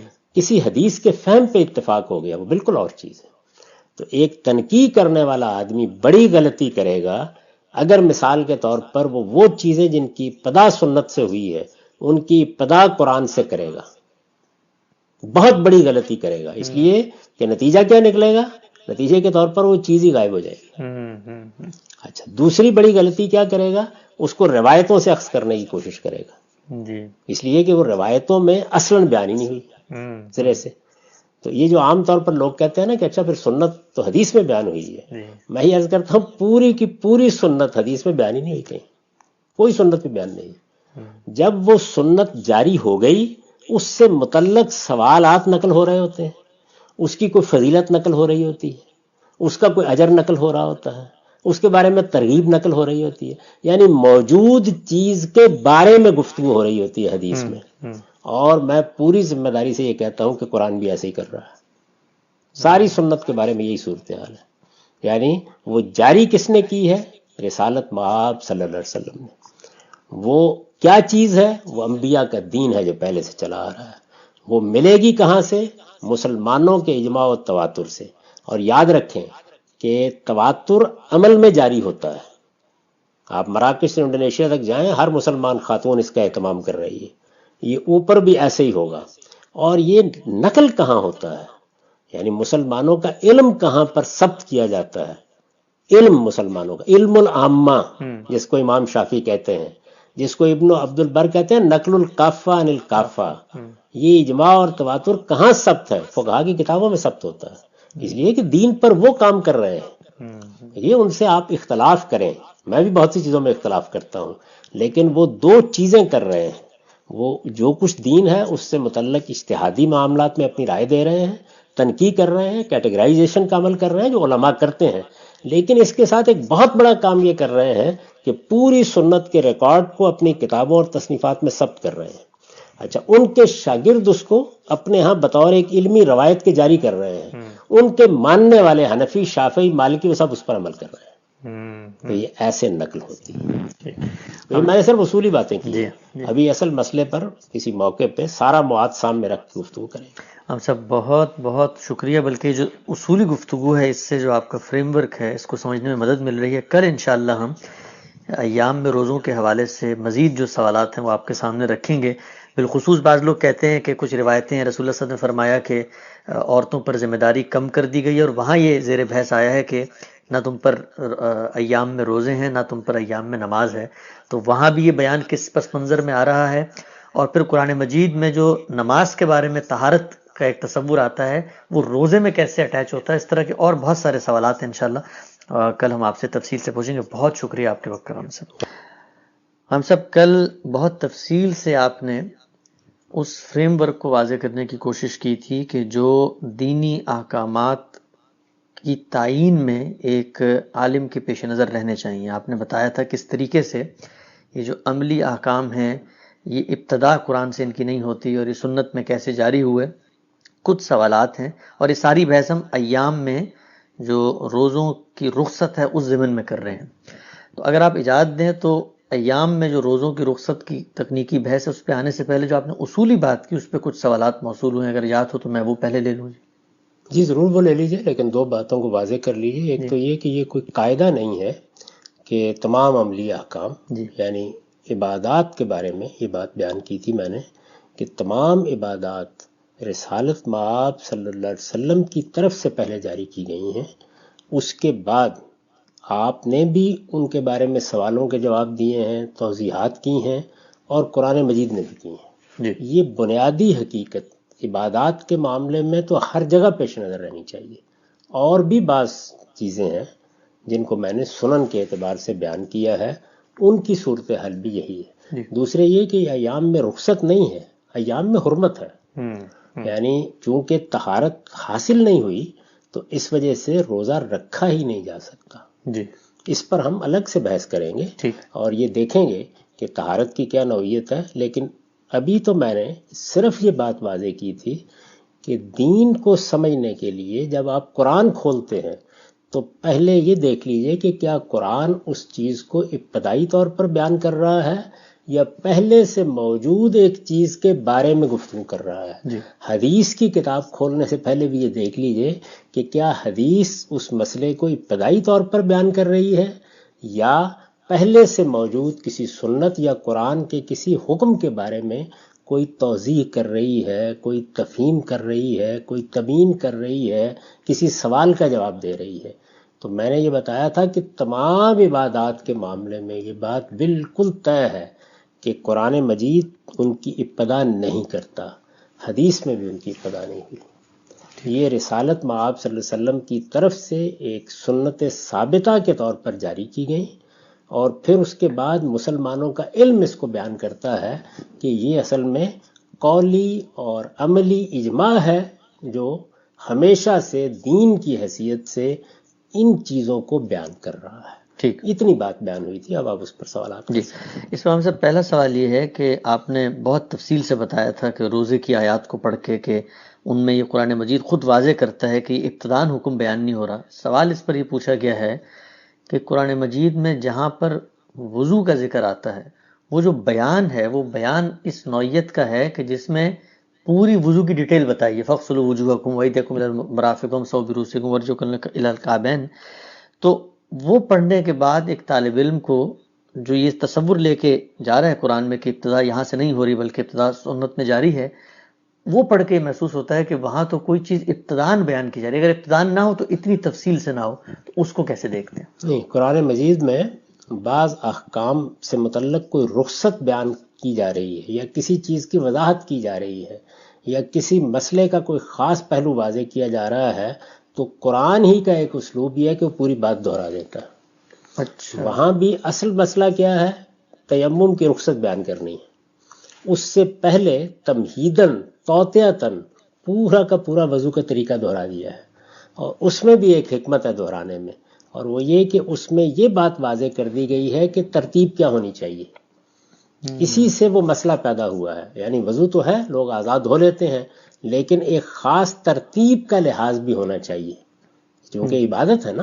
اس میں یہ نہیں ہو سکتا کہ آپ نے 4 رکعتیں پڑھنی ہیں تو الٹ پلٹ کے جیسے چاہے پڑھ لیں، ان کے اندر ایک ترتیب بھی قائم کی گئی ہے۔ تو وضو اگرچہ بہت پہلے سے جاری تھا۔ ایک بنیادی اصول سمجھ لیجئے، زبان میں کوئی لفظ اس وقت تک پیدا ہی نہیں ہو سکتا جب تک یا اس چیز کا تصور موجود نہ ہو یا وہ شے موجود نہ ہو۔ اس کو ذرا واضح کریں۔ تو وضو، نماز، یہ الفاظ پہلے سے، صلاۃ جس کو عربی میں کہتے ہیں، یہ پہلے سے عربی زبان کے الفاظ ہیں۔ قرآن مجید نے کوئی نئے الفاظ یا نئی اصطلاحات ایجاد نہیں کی، یا مذہب نے آ کے ایجاد نہیں کی، یا محمد الرسول اللہ صلی اللہ علیہ وسلم نے آ کے ایجاد نہیں کی، پہلے سے موجود تعبیریں ہیں۔ عرب روزے کو صوم کہتے تھے، تو جب صوم کہتے تھے تو اس کا مطلب کیا ہے کہ روزے کا تصور موجود ہے، روزے کی روایت موجود ہے، روزہ ایک عبادت ہے، یہ چیز موجود ہے۔ عرب نماز کو صلاۃ کہتے تھے، اس کا مطلب کیا ہے کہ نماز جیسی عبادت یہ پہلے سے ایک معروف چیز ہے۔ حج، عمرہ، یہ سب اصطلاحات قرآن نے ایجاد نہیں کی، رسالت مآب صلی اللہ علیہ وسلم نے ایجاد نہیں کی۔ اس وقت جب آپ اردو زبان بولتے ہیں کہ میں نماز پڑھ کے آ رہا ہوں، تو نماز کے لغوی مفہوم دیکھنے کے لیے جاتے ہیں کہ لفظ کیسے بنا تھا؟ نہیں. یعنی چونکہ نماز کا مصداق ہر شخص کو معلوم ہے، ایک بچہ بھی جانتا ہے کہ نماز کس کو کہتے ہیں، تو اب نماز کا لفظ بتا رہا ہے اردو زبان میں کہ جو تصور اس کے پیچھے ہے یا اس کا جو مصداق ہے وہ ایک معلوم معروف چیز ہے. تو رسالت مآب صلی اللہ علیہ وسلم نے ان کو جاری کیا، ان تمام عبادات کو. تو یہ الفاظ بھی خود بتا رہے ہیں کہ یہ چیزیں عربوں کے لیے کوئی اجنبی چیزیں نہیں ہیں، ان کے لیے مانی ہوئی حقیقتیں ہیں، ان کے مصداقات ان کی آنکھوں کے سامنے موجود ہیں، انہی کا قرآن ذکر کر رہا ہے. ٹھیک. اچھا، ایک مزید سوال ہم سے بھی سامنے آتا ہے کہ اگر لوگ نماز پڑھ رہے ہیں، اگر لوگ وضو کر رہے ہیں، اگر لوگ روزہ رکھ رہے ہیں، اگر لوگ حج کر رہے ہیں، تو جو باقی معاملات ہیں دین کے، جو قرآن میں اس تفصیل کے ساتھ بلکہ ہم تو اس معاملے میں لیتے ہی قرآن کو ہیں، ہمارے فقہا بھی اسی کا ذکر کرتے ہیں. مثلا طلاق کے مسائل ہیں، اب طلاق کے بارے میں تو قرآن مجید نے پورا قانون بیان کیا ہے، وہاں پر تو یہ صورتحال بھی نہیں کہ کوئی اعادہ کر لیا، تو اس کو پھر کیسے دیکھتے ہیں آپ؟ خود لفظ طلاق پر غور کیجیے، طلقتم کے فعل پر غور کیجیے، پورا تصور موجود ہے. عربوں کے ہاں طلاق کا یہی قاعدہ، یہی قانون ہے. یعنی جب آپ اس وقت دیکھیں، رسالت مآب صلی اللہ علیہ وسلم نے طلاق کے اسی قانون کو جاری کیا، قرآن مجید نے اس کی توضیحات کی. مجھے اس پچھلے 40-50 سال کی پبلک لائف میں کوئی 20 مرتبہ طلاق کے اوپر گفتگو کرنی پڑی. کیوں؟ وجہ کیا ہے؟ غلط فہمیاں. تو اصل میں جب کوئی چیز موجود ہوتی ہے لیکن اس کے بارے میں غلط فہمیاں ہوتی ہیں، تو اب بہت سے موقعوں پر کیا ہوتا ہے، یعنی میں صرف غلط فہمی پر گفتگو نہیں کر رہا ہوتا، پورا کا پورا قانون دہرا رہا ہوتا ہوں. جی بالکل. آپ میرے پروگرام دیکھ لیجیے، یعنی مجھے پورا قانون دہرانا پڑتا ہے کہ یہ طلاق ہے، طلاق کا اللہ تعالیٰ کا بتایا ہوا طریقہ یہ ہے. یہ جو آپ نے بات پوچھی ہے نا، اسی پہلو سے وضو کو دہرایا گیا، اسی پہلو سے آپ دیکھیے محرمات نکاح، کن عورتوں سے نکاح. مسئلہ کیا زیر بحث آ گیا قرآن میں کہ لوگ عرب میں اپنے والد کی بیوی سے نکاح کر لیتے ہیں، یعنی وہ ان کی ماں تو نہیں ہوتی، ان کے پیٹ سے وہ نہیں پیدا ہوئے ہوتے، لیکن بہرحال وہ ان کے والد کی بیوی ہوتی ہے، سوتیلی ماں، اس سے نکاح کر لیتے ہیں. قرآن مجید نے اس کو ممنوع قرار دینا ہے. بات وہاں سے شروع کی ہے کہ تمہارے باپ جن عورتوں سے نکاح کر چکے، لا تنکحوا ما نکح آباؤکم، بات یہاں سے شروع ہوئی.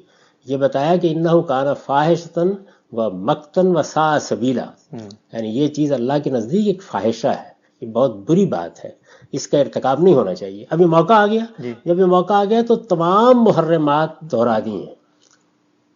اللہ نے تمہاری مائیں حرام کی ہیں، تمہاری بہنیں حرام کی ہیں. آگے دیکھیے نا، آخر تک دو بہنوں کو ایک نکاح میں جمع کرنے تک پورا سلسلہ بیان شروع ہو گیا.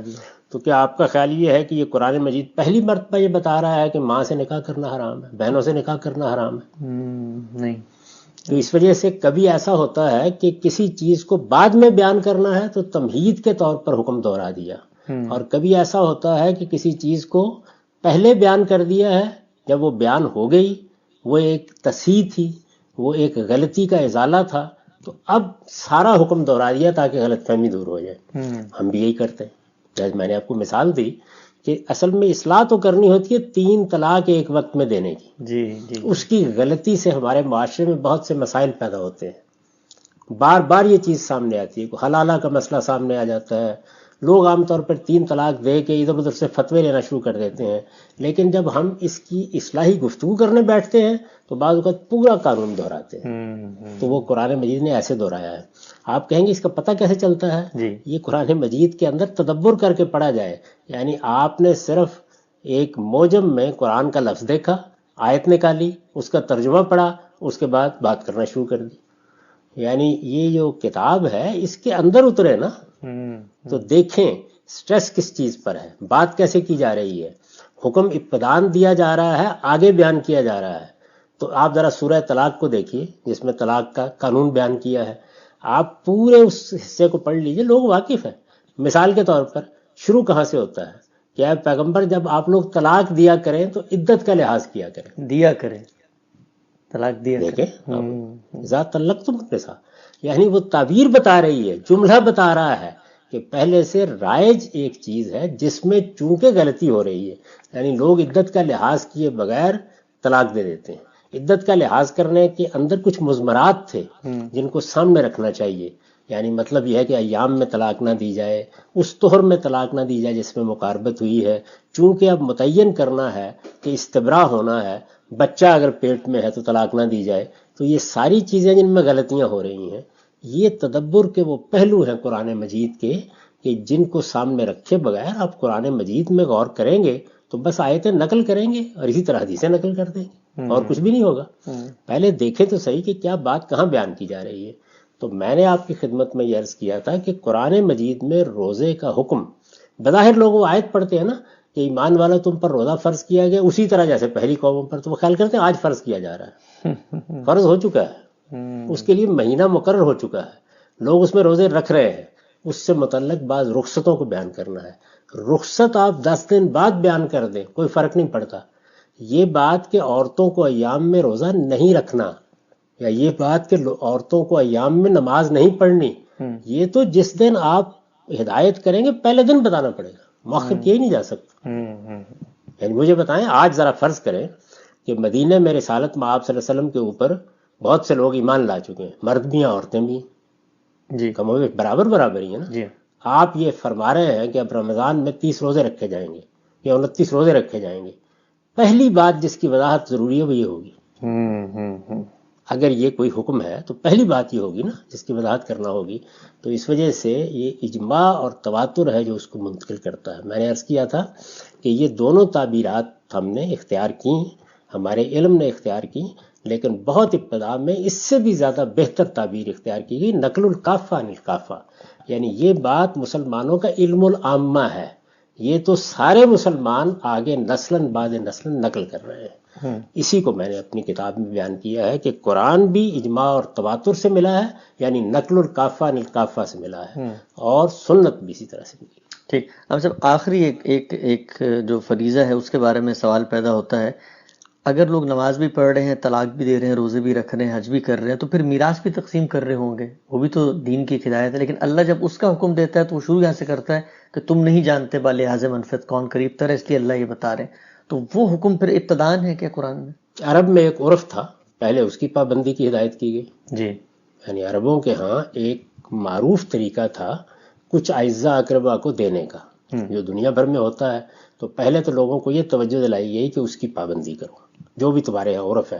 اس کے بعد یہ بتایا گیا کہ اب ہم اپنا قانون دے رہے ہیں، تو یہ قانون تو یقیناً ابتدان دیا گیا ہے، بیان بھی اسی طرح سے کیا گیا ہے، شروع ہی یہاں سے ہوتا ہے، یوصیکم اللہ فی اولادکم۔ جی جی اس کے بعد اللہ تعالیٰ بتاتے ہیں میں یہ وصیت کیوں کر رہا ہوں، اس لیے کہ تم اپنے اعزاء اقربا کے درمیان فرق کس بنیاد پر کرنا ہے، اس کا فیصلہ کرنے کی پوزیشن میں نہیں ہو، آج بھی نہیں۔ آپ ذرا کمپیریزن کر کے بتائیے گا، ایک مثال اچھی ہے کہ ابتدان دیا جاتا ہے تو کیسے ہوتا ہے، اور وہ جو شاہ رمضان والی آیت تھی، ان دونوں کو اگر آپ سامنے آمنے رکھ کے اس کو موازنہ کر کے بتائیں۔ میں نے تو پچھلی دفعہ بھی یہ بتایا تھا آپ کو کہ مثلاً یہ بتایا گیا ہے کہ ہم نے یہ صورت نازل کی ہے، سورۃ انزلناها وفرضناها، اور اب ہم تمہیں کہہ رہے ہیں کہ الزانیۃ والزانی فاجلدوا کل واحد منہما مئة جلدہ، یعنی اس میں کوئی پس منظر نہیں ہوتا، مانی ہوئی چیز نہیں ہوتی، اور حکم شروع ہو جاتا ہے۔ پھر دینے کا انداز بتا رہا ہوتا ہے کہ یہ کوئی مخاطب کے لیے، لیکن وہاں کچھ الفاظ ہیں جو استعمال کیے گئے ہیں، ان کو تو جانتے ہیں نا پہلے سے لوگ، جی جی جی،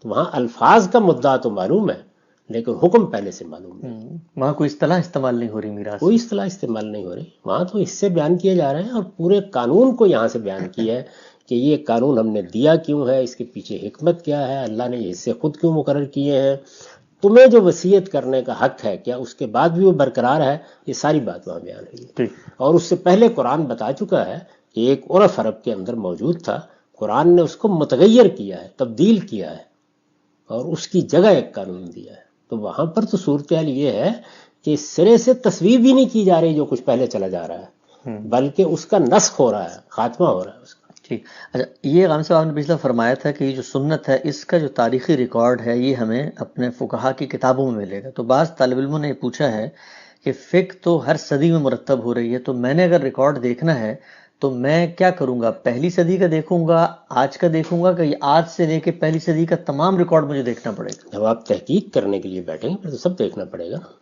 یعنی آج بھی جو مسلمانوں کا علم ہوگا سب سے پہلے تو یہ دیکھیے کہ جس وقت اجماع اور تواتر کہا جاتا ہے تو اجماع کس چیز کا ہوتا ہے؟ اجماع ہمیشہ اہل علم کا ہوتا ہے، یعنی اہل علم یہ بتا رہے ہوتے ہیں کہ کیا یہ چیز دین میں ہمیشہ سے چلی آ رہی ہے، یہ چیز ہمیں ایسے ہی پیغمبر سے ملی ہے، یہ بتا رہے ہوتے ہیں۔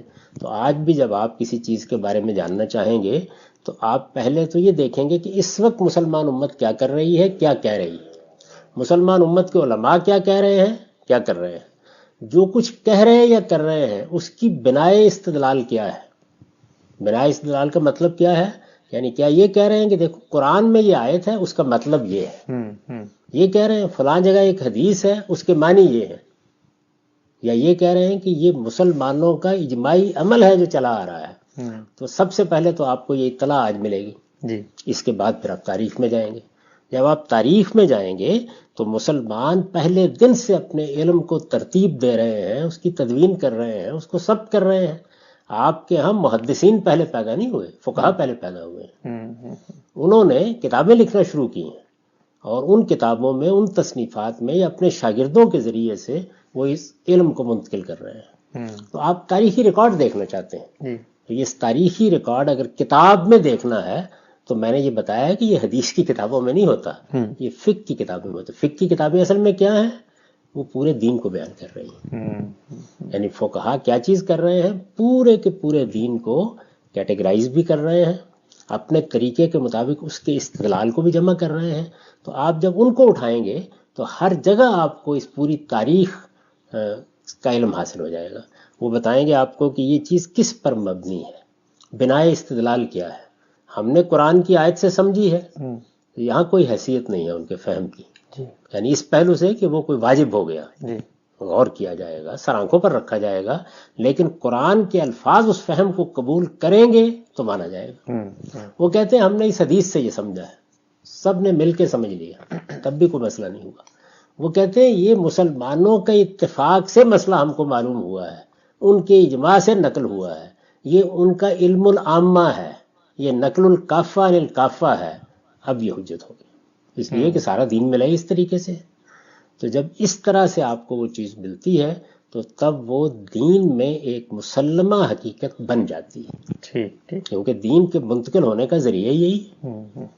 ہم نے قرآن مجید پر کئی مرتبہ بحث کر کے بتایا ہے کہ یوں نہیں ہے کہ کوئی ایک نسخہ آپ کے پاس موجود ہے، کسی عجائب گھر میں پڑا ہوا ہے، رکھا ہوا ہے آپ نے، تو اس کو دیکھا جاتا ہے۔ یعنی قرآن مجید کی تصدیق تصویب کون کرتا ہے؟ مسلمانوں کا اجماع اور تواتر۔ ہم سے آج کل ہم یہ دیکھتے ہیں کہ جب کوئی مذہب کی طرف رجوع کرتا ہے تو حدیث اور سنت کو مترادف کے طور پہ بولا جاتا ہے، علماء بھی پڑھاتے ہیں۔ آپ نے اس کو بہت دفعہ واضح کیا ہے ان دونوں کے فرق کو۔ سوال یہ پوچھا گیا ہے کہ فقہ کی کتابوں میں جب ہم فقہ کی کتاب کھولتے ہیں تو فقہا احادیث سے استدلال بھی کر رہے ہوتے ہیں اور قرآن سے بھی استدلال کر رہے ہوتے ہیں۔ تو یہ جو آپ نے تواتر کا لفظ کیا ہے، اجماع اور تواتر، اس کو کہ ڈسٹنکٹ کرتے ہیں، وہ حدیثوں سے الگ کر کے بھی بیان کر رہے ہوتے ہیں؟ کیسے الگ کر کے بیان کرتے ہیں؟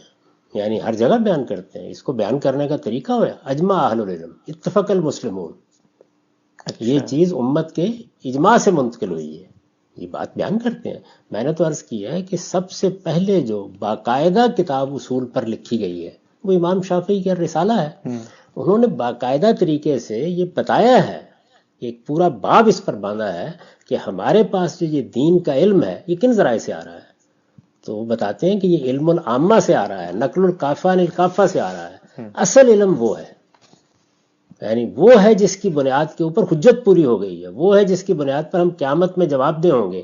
اور پھر اس کے بعد بتاتے ہیں کہ اس کے علاوہ اخبار احاد سے بھی آتا ہے۔ تو اخبار احاد کیا ہے؟ احادیث، یعنی 1 2 3 4 لوگ بیان کرتے ہیں۔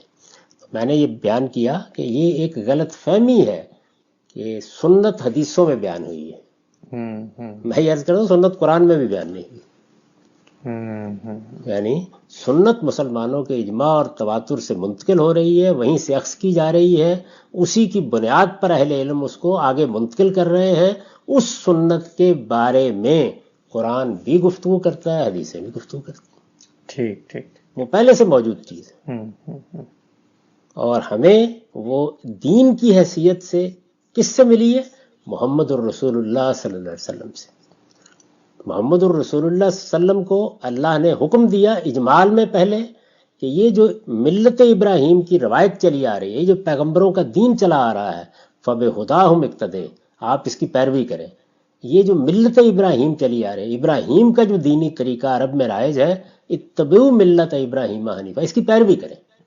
تو یہ تو اجمالی حکم تھا، آپ نے اس کی پیروی شروع کر دی. اب اگر اس میں کوئی خرابی تھی تو ابتدا ہی میں اللہ تعالیٰ نے وحی کے ذریعے سے دور کی اور پھر اس کو رسالت مآب صلی اللہ علیہ وسلم نے جاری کر دی.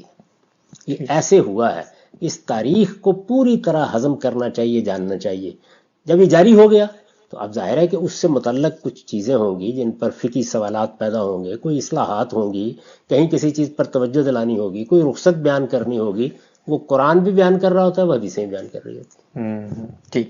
تو ہم صاحب اب ہم اس کی طرف لوٹتے ہیں جو یعنی جس پس منظر میں یہ بحث شروع ہوئی تھی.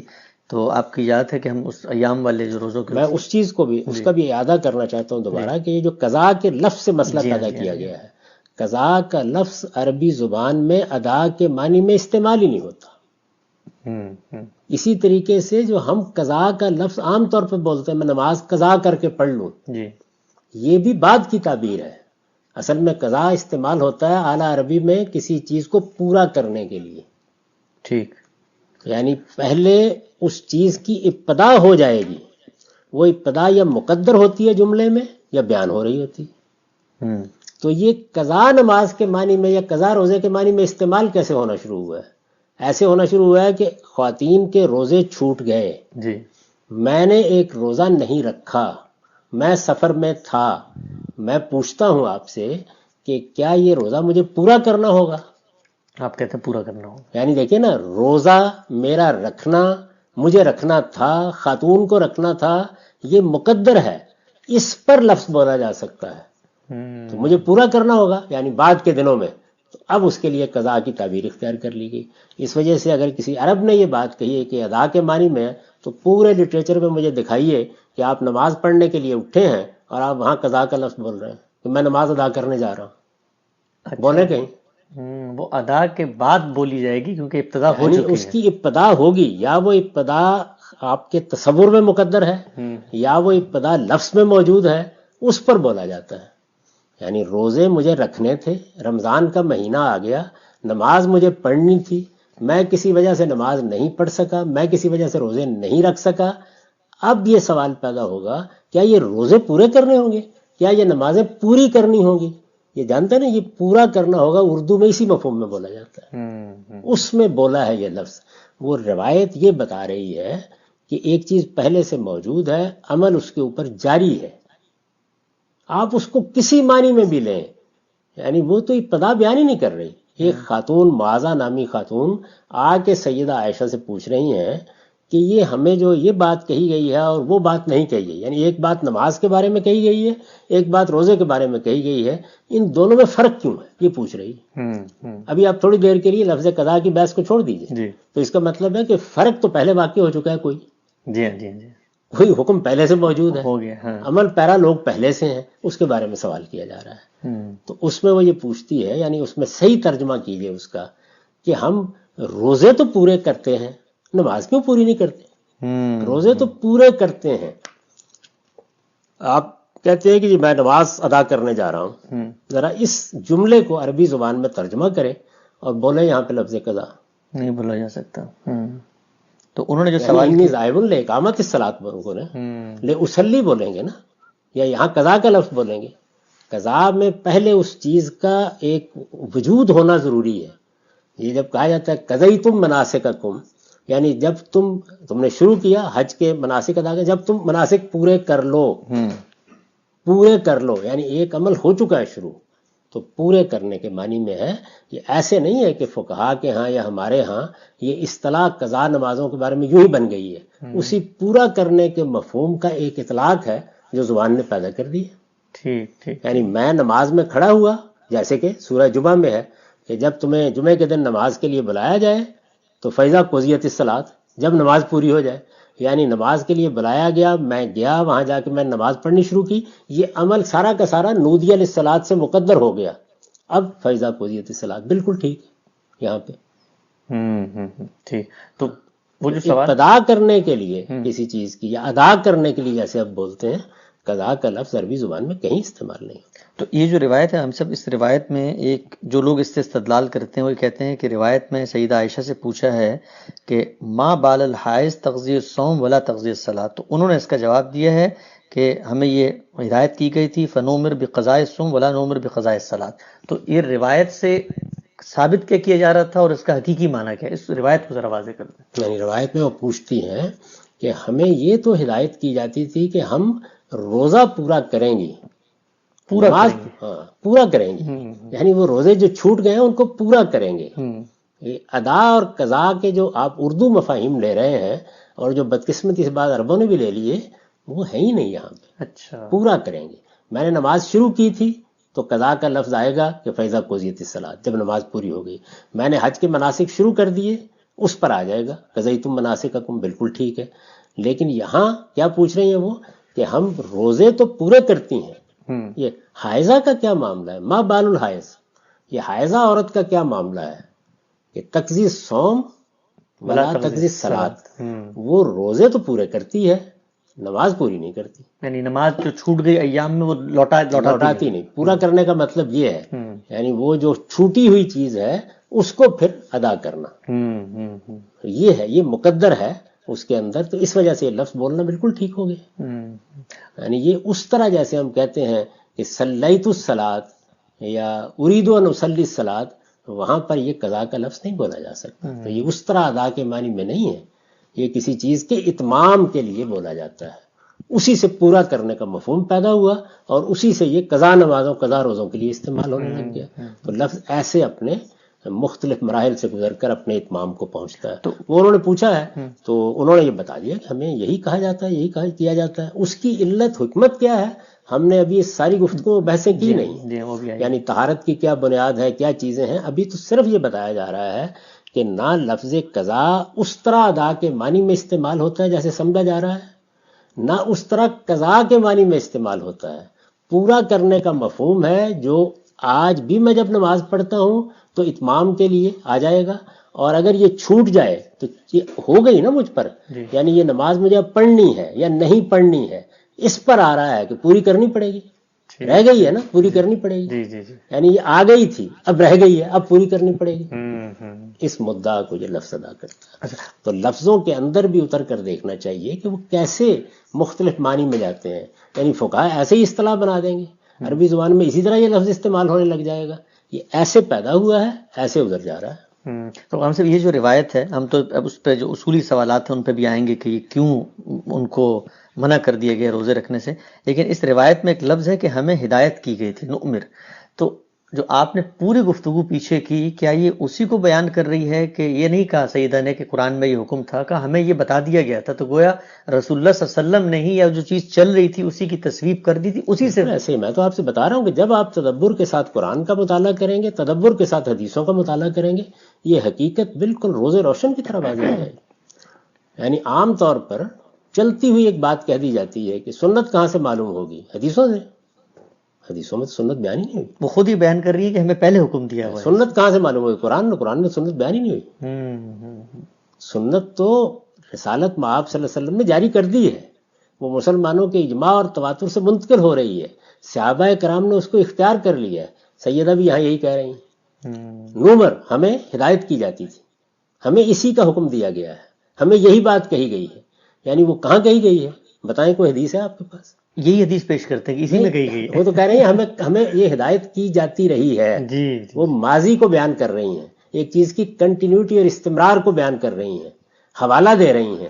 مجھے بتائیں کہ وہ پہلی بار واقعہ کہاں ہوا ہے، کس حدیث میں بیان ہوا ہے؟ یہ وہ بات ہے جب کہتے ہیں ابتدان نہیں زیر بحث، اس کا مطلب ہوتا ہے ابتدان یہ بات ہی نہیں بیان ہوئی، یعنی اس وقت جب ہم طلاق پر گفتگو کر رہے ہوتے ہیں تو پہلی بار اس امت کو طلاق کے احکام نہیں بتا رہے ہوتے، یعنی جو طلاق سے متعلق پہلے ایک قانون موجود ہے اس کی غلط فہمیوں کو دور کر رہے ہوتے ہیں، تو پورا قانون بھی بعض اوقات دہرانا پڑ جاتا ہے، اس کو پوری طرح واضح بھی کرنا پڑ جاتا ہے، ابتدا سے انتہا تک بیان کرنا پڑ جاتا ہے، لیکن یہ ابتدا سے لے کے انتہا تک بیان کرنا بھی حوالہ دینا ہوتا ہے، یہ ابتدائی بیان نہیں ہوتا۔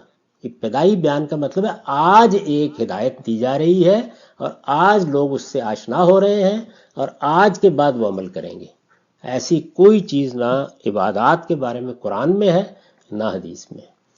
پہلے سے موجود، پہلے سے رائج، پہلے سے معروف، مسلمانوں کے اندر جاری، وہ جس کی ہدایت انہیں کر دی گئی ہے، جس پر وہ عمل پیرا ہے، اس پر قرآن بھی بات کرتا ہے.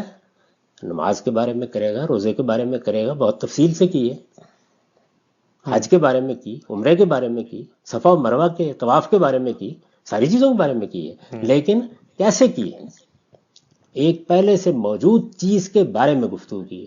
حدیثوں میں صلاۃ کا پورا پورا باب موجود ہے، حیض کا باب موجود ہے، طہارت کے ابواب موجود ہیں. آپ پڑھ کے دیکھ لیں. پہلے سے موجود چیزیں ہیں جن کے بارے میں سوالوں کا جواب دیا جا رہا ہے، کوئی وضاحت کی جا رہی ہے، حضور کا اسوہ بیان کیا جا رہا ہے. لوگوں کو کوئی اشکال پیدا ہو گیا، وہ آ گئے ہیں، اس کی توضیح کی جا رہی ہے. ہر جگہ یہ صورتحال ہے. تو یہ علم کوئی اتنی آسان چیز نہیں ہے بھائی کہ آپ اٹھائیں اور اس کے بعد اس امت کے اندر ہمیشہ سے رائج کسی عمل کی آپ تقلید کر دیں. ہاں البتہ سب لوگ متفق ہوں، لیکن بنائے استدلال رسالت مآب صلی اللہ علیہ وسلم کی طرف سے اس کا جاری کرنا نہیں، بلکہ یہاں موجود قرآن کی کسی آیت کا فہم ہو یا کسی حدیث کا فہم ہو، اس میں متن موجود ہے حضور کا دیا ہوا، اس کی روشنی میں تنقید بھی کریں گے، قبول بھی کریں گے، رد بھی کر دیں. ٹھیک. کیونکہ وہاں انسانی فہم سے ابتدا ہو رہی ہے، یہاں خدا کے پیغمبر سے ابتدا ہو رہی ہے. صحیح. جس وقت سارے علماء بیٹھے قرآن کی ایک آیت کا مطلب سمجھنے کے لیے بیٹھے، سب متفق ہو گئے اس کے معنی پر، اب بھی کچھ نہیں ہوا. اس لیے کہ قرآن پھر حکومت کے لیے موجود ہے. وہ جو کچھ سمجھے ہیں اس کو قرآن کے الفاظ قبول کریں گے تو قابل قبول ہوگا. لیکن جس وقت پوری امت یہ کہہ رہی ہو کہ محمد الرسول اللہ نے یہ دین ہم کو دیا ہے، یعنی یہ نہیں کہہ رہی کہ یہ قرآن میں فلاں آیت ہے جس کو ہم نے سمجھا ہے، یہ فلاں حدیث ہے جس کی بنیاد پر ہم یہ بات کہہ رہے ہیں، بلکہ رسول اللہ کے دینے کے عمل کو بیان کر رہی ہے. اس کو بیان کیا جاتا ہے ہماری فقہ میں. فقہ کیا ہے؟ وہ دین کے علم کا ریکارڈ ہے. فقہا نے اس میں ایک طرف سنت کو ثبت کیا ہے اور دوسری جانب یہ بتایا ہے کہ اب یہ جو حکم دے دیا گیا ہے اس سے متعلق سوالات کیا ہیں، اس کی کیٹیگرائزیشن کیسے ہوگی. اس پہ آپ 10 اختلافات کریں ان سے، آگے جو کچھ ہے آپ جانتے ہیں اس پر میں بہت تنقیدیں کرتا رہتا ہوں. کسی صاحب نے جب میں یہ بات بیان کی تو انہوں نے یہ کیا کہ پھر یہ آپ ہمیں فقہا کی تقلید کے لیے کہہ رہے ہیں. نہیں، فقہا تو اصل میں بطور انسان زیر بحث وہاں آئیں گے جہاں وہ اپنی بات بیان کریں، جہاں فہم بیان ہوگا، جہاں فہم بیان ہوگا. وہاں تقلید کا کوئی سوال نہیں ہے. یہاں تو وہ راوی ہیں، یعنی وہ اصل میں اس علم کو ثبت کر رہے ہیں. ہسٹورین ہے کیا؟ ہسٹورین ہے. وہ بتا رہے ہیں کہ دیکھیے یہ علم ہمیں ملا ہے. یعنی جب وہ یہ بتا رہے ہوتے ہیں یہ قرآن کی آیت ہم کو ملی ہے، تو قرآن کی آیت تو ماننی پڑے گی نا. جی. مثلا وہ یہ کہہ رہے ہوتے ہیں کہ یہ تکبیر جو ہے یہ فرض کیوں ہوئی ہے، وربک کا فکبر، تو ہم نہیں اس پہ سوال کرتے ہیں. سوال کریں گے نا، اس لیے وہ قرآن کی آیت بتا رہے ہیں. قرآن کی آیت کا مطلب میں بھی سمجھ سکتا ہوں، آپ بھی سمجھ سکتے ہیں. یہاں ہم کوئی تقلید نہیں کریں گے. وہ کہہ رہے ہیں یہ قرآن ہمیں ملا ہے، رسالت مآب صلی اللہ علیہ وسلم نے یہ چیز دین کی حیثیت سے دی ہے. تو یہاں وہ کیا کر رہے ہیں؟ یہاں امت کے اجماع کو، امت کے نقل کو ثبت کر رہے ہیں اپنی کتاب میں. یہ جو لغت آپ اٹھا کے دیکھتے ہیں اس میں بھی یہی ہوتا ہے. یہ جو لغت لکھنے والے لوگ ہیں، مثلا ابن منظور ہیں یا اس سے پہلے کے جو لغوی ہیں، آپ کا خیال یہ ہے کہ ان کی بات مانی جا رہی ہوتی ہے. وہ لغت میں اصل میں لوگوں کے تواتر کو، لفظ کس معنی میں لوگ بولتے ہیں، ثبت کر رہے ہیں، اس کا ریکارڈ مرتب کر رہے ہیں اور شواہد بھی بتا رہے ہیں. اور یہ میں نے فقہا کا ذکر کیا ہے اس پس منظر میں کہ عام آدمی پوچھتا ہے کہ پھر ہم جانیں کہاں سے معلوم ہوگی. تو میں یہ کہتا ہوں کہ اگر آپ اس کا تحریری ریکارڈ چاہتے ہیں تو وہ فقہ میں ہوتا ہے. فقہا اس ریکارڈ کو مرتب کرتے ہیں. ٹھیک. تحریری ریکارڈ چاہتے ہیں تو کوئی ضرورت نہیں ہے اس کی. اچھا، اسی طریقے سے یہ بات کہ کوئی آدمی یہ کہے کہ جی بہت سی بدعتیں بھی مسلمانوں میں جاری ہیں، آپ ایک بدعت بتا دیں جس کے اوپر پہلے دن سے آج تک مسلمانوں کا پورا علم متفق ہو گیا ہو، بتا دیں. تو یہ یوں نہیں ہے کہ میں جاؤں گا اور جا کے دیکھوں گا لوگ یہ کر رہے ہیں. یعنی پہلے دیکھوں گا مسلمانوں کا مراکش سے لے کے انڈونیشیا تک علم اب کیا کہتا ہے، پھر دیکھوں گا مسلمانوں کا علم اس پوری تاریخ میں 12، 13، 1400 سال تک کیا کہتا رہا ہے. جب یہ سب کا سب متفق علیہ ہوگا، کہتا رہا ہے سے مراد فہم میں نہیں، روایت میں کیا کہتا ہے، اس کے ساتھ دین بنتا ہے. تو 2 بنیادی باتیں ہیں، وہ سمجھ لیں پہلے، باقی تو عقلی سوالات ہیں. بنیادی چیز یہ ہے کہ روزے سے متعلق سارا قانون ایک سنت ثابتہ کی حیثیت سے رسول اللہ کا دیا ہوا ہے. اس کے بعد قرآن میں جو کچھ بیان ہوا ہے وہ کچھ سوالوں کا جواب ہے. اس سوال کا جواب ہے کہ مریض یا مسافر کو اگر روزہ چھوڑنا پڑے کیا پہلے چھوڑ بھی سکتا ہے یا نہیں، اس لیے کہ یہ تو کبھی کبھی حالت پیش آتی ہے، چھوڑ دے تو کیا کرنا ہے. اس کے لیے رمضان کا مہینہ کیوں مقرر کیا گیا ہے. اس کے بعد یہ بتایا گیا ہے کہ یہ جو رعایت ہم نے تمہیں دی تھی فدیہ دینے کی، یہ ہم نے ختم کر دی ہے. رمضان کی راتوں میں بیویوں کے پاس جانے کی کیا نوعیت ہے، اعتکاف میں بیٹھے ہوں تو یہ وہ سوالات ہیں جواب دیا گیا ہے. ایسے ہی آپ حدیثیں کھولیں کہ پوری کتاب الصوم کھول لیں، بخاری کی، مسلم کی، کسی کتاب کی، یہی کچھ ملے گا. ٹھیک. اچھا ہم سب جو بات جاری ہے. دوسری بات میں یہ کہنا چاہتا ہوں کہ لفظ قضا کو سمجھ لیں. جی یہ بات ہی غلط ہے کہ لفظ قضا ادا کے معنی میں استعمال ہوتا تھا، فقہا نے اس معنی میں استعمال کیا. وہ پورا کرنے کے معنی میں استعمال ہوتا تھا. اس لفظ کا استعمال یہ بھی ہے، اور یہ حدیث بھی بتا رہی ہے کہ یہی ہے، اور آپ دیکھیں کہ ایسے ہونا بھی چاہیے. یعنی میں نے ایک چیز شروع کر دی، لفظ قضا بولوں گا. مجھ پر ایک چیز لازم تھی، واجب تھی، میں نے وہ چھوڑ دی، اب اس کو پورا کرنا ہے یا نہیں کرنا، اس پر لفظ قضا بولوں گا. یہ ادا کے معنی میں، نماز پڑھنے کے معنی میں، نماز ادا کرنے کے معنی میں، جیسے ہم صلاح کا فعل بولتے ہیں، یا اقیم الصلاۃ، میں نماز پڑھ رہا ہوں یا نماز کی اقامت کر رہا ہوں، کبھی نہیں بولتے. تو ہم سب ہمارے پاس وقت چونکہ کم ہے، تو وہ جو اس میں ایک اصولی بحث ہے کہ طہارت کا یا جو حیض کی کیفیت ہوتی ہے اس میں کیوں روزہ ممنوع قرار دے دیا ہے، اس کو تو ہم انشاءاللہ اگلی دفعہ زیر بحث لائیں گے. چھوٹے چھوٹے دو سوال ہیں ثبوت حکم ہی کے حوالے سے. لوگوں نے یہ پوچھا، جن لوگوں نے ایام میں اجازت دی ہے خواتین کو روزہ رکھنے کی، وہ یہ کہتے ہیں کہ جب یہ زیر بحث آیا قرآن میں کہ بھئی ان میں جو رخصت ہے وہ مریض اور او علی سفر پہ، اور اس کے بعد کہا کہ جو کوئی اس مہینے کو پائے گا فلیسم، تو وہ یہ کہتے ہیں کہ علل اطلاق کہا گیا ہے قرآن میں. تو اب اگر آپ کوئی اور بات کریں گے تو یہ تو قرآن کے عموم میں تخصیص پیدا کرنا ہے. یہ تو رخصت بیان ہو رہی ہے، یعنی یہ تو حرمت ہے. اگر آپ کا وضو نہیں ہے تو نماز پڑھنا حرام ہے، رخصت نہیں بیان ہو رہی ہے. یعنی وہ نماز کے شرائط میں سے ہے کہ آپ کو وضو کرنا ہے، نماز کے شرائط میں سے ہے کہ جنابت ہے تو غسل کرنا ہے. اسی طرح روزے کے شرائط میں سے ہے کہ آپ کو طاہر رہنا ہے. تو اس کو یہاں زیر بحث حج کے شرائط میں سے کہ آپ کو طاہر رہنا ہے. یعنی دیکھیے طہارت کے 3 درجے ہیں. یعنی آپ نے استنجا کیا، آپ دیکھیں ذرا سنن کی فہرست، اس میں استنجا ہے جو اصل میں سنت کے طور پر جاری کیا گیا ہے. یعنی آپ کو ایک حدث لاحق ہوا، آپ نے رفع حاجت کی، رفع حاجت کے بعد آپ طاہر ہو جائیں، یہ تو ہر حال میں ہونا ہے. اس کے بغیر کسی عبادت کا کوئی تصور نہیں. آپ پیشاب کر کے اٹھ کے جا کے تو حج کا احرام باندھ لیں، یہ نہیں ہو سکتا. آپ کو طاہر ہونا ہے عبادت کے لیے. طہارت کے پھر اگلا درجہ کیا ہے؟ وہ خصوصی طہارت ہے. یعنی نماز کے لیے، طواف کے لیے وضو کرنا ہے، نماز کے لیے آپ کو اگر جنابت ہے تو غسل کرنا ہے. تو پہلی بات تو یہ ہے کہ یہ طہارت کا لفظ جب وضو کے لیے بولا جاتا ہے تو یہ زائد طہارت ہے. رسالت میں آپ صلی اللہ علیہ وسلم نے جو دین ہمیں سکھایا ہے وہ یہ ہے کہ آپ کو ہر حال میں طاہر رہنا ہے. وہ تو رہنا ہی ہے. یعنی ہم یوں نہیں کر سکتے کہ ہم جائیں رفع حاجت کریں اور اس کے بعد اٹھ کے اطمینان کے ساتھ چلے جائیں. طہارت حاصل کرنی ہے ہر حال میں. یعنی اگر آدمی کو احتلام ہو گیا ہے، کوئی اور اس طرح کی صورت پیدا ہو گئی ہے، تو طہارت تو فوراً حاصل کرنی ہوگی. طہارت حاصل کرنا اور چیز ہے، غسل کرنا اور چیز ہے. یعنی احتلام ہو گیا ہے تو غسل کو آپ نماز تک مؤخر کر سکتے ہیں، طہارت وہ نہیں کر سکتے. تو طہارت اور چیز ہے. دیکھیے اس کو بڑی خوبی کے ساتھ واضح کیا ہے قرآن مجید نے. جب ایام میں عورتوں سے تعلق نہیں آپ قائم کر سکتے، روکا ہے نا اس سے، تو وہاں پر 2 لفظ استعمال کیے ہیں، حتی یطہرن فاذا تطہرن. پہلا لفظ کیا ہے؟ یعنی طہارت حاصل ہو گئی خون سے، جو ایک غلاظت تھی یا نجاست تھی اس سے آپ پاک ہو گئے. اس کے بعد کیا ہے؟ غسل کرنا. تو مقاربت کے لیے بس طہر کافی ہے، حتی یطہرن. لیکن زیادہ اچھا یہ ہے کہ تم غسل کر لو، وہاں استحباب ہے. لیکن نماز پڑھنی ہے تو لازم ہے کہ غسل کرو، حائضہ بھی کرے اور جنب بھی کرے. تو اس لیے جب یہ بات کہی جاتی ہے عام طور پر کہ رسالت میں آپ صلی اللہ علیہ وسلم جنابت کی حالت میں روزہ شروع کر لیتے تھے، تو اس کا مطلب یہ ہے کہ غسل کیے بغیر شروع کر لیتے تھے. یعنی یہ ہے. اس کے بعد ظاہر نماز سے پہلے نماز کے لیے غسل اور وضو ضروری ہے. حج کے لیے، روزے کے لیے طہارت چاہیے. طہارت کا مطلب ہے استنجا کیا ہوا ہے، آزاد دھوئے ہوئے ہیں، نجاست دور کر لی ہے، وہ ضروری ہے. یعنی اس کے بغیر آپ خود سوچیں کہ آپ عبادت کے ساتھ کیا معاملہ کر رہے ہیں. اللہ کی بارگاہ میں ہیں آپ.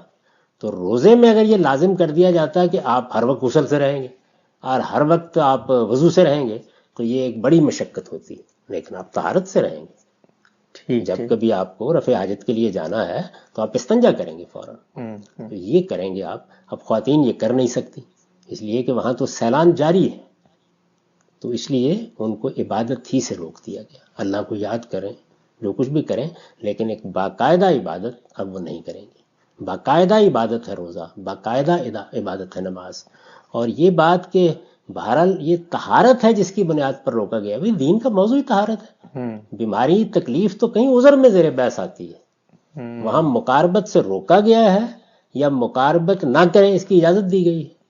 روکا گیا ہے. حرمت ہے مقاربت کی، نہیں کی جا سکتی اس لیے کہ اس دین کی بنیاد طہارت پر رکھی گئی ہے. یہ جو آیت آپ بیان کر رہے ہیں کہ وہ مریض ہو گئے، مسافر ہو گئے، رخصت بیان کر رہی ہے. یعنی وہ کیا صورتیں ہیں. ایک مریض مسافر چاہے روزہ رکھ لے چاہے نہ رکھے. مرض اور سفر یہ شرائط نہیں بنتے کبھی بھی کسی عبادت کی. طہارت شرط ہے، اس کے بغیر نہیں ہو سکتی عبادت. اچھا، اس میں ہمارا وقت ہم سب چونکہ ہمارا یہاں پر ختم ہو گیا ہے، اگر آپ اجازت دیں چونکہ 5 منٹ پیچھے رہ گئے تھے، کہ ہم اس پہ سوال لے لیں، بحث مکمل ہو جائے گی یا خاتمہ کر دیں؟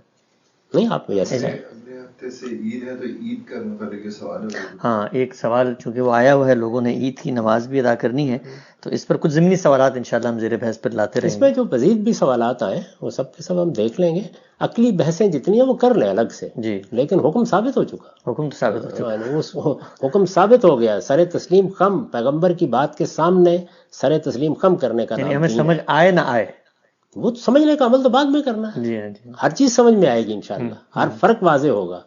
یعنی یہ کوئی آج نیا مسئلہ نہیں پیدا ہوا، تو وہ ہم واضح کریں گے. کسی چیز کی حکمت کیا ہوتی ہے، کیوں دین میں فرق کیا گیا ہے، کیوں یہ کہا گیا ہے کہ نماز کو آپ نہیں بعد میں پڑھیں گی. کوئی ضروری نہیں ہے پڑھنی، پڑھنا چاہے کوئی پڑھ لے. یعنی وہاں اللہ تعالیٰ کی طرف سے گویا اجازت دی گئی اس بات کی. تو یہ سب چیزیں ان کا میں جواب دوں گا، لیکن پہلی چیز یہ کہ حکم ثابت کہاں سے ہوتا ہے. حکم اصل میں سنت سے ثابت ہوا ہے، اور سنت کیسے منتقل ہوئی ہے؟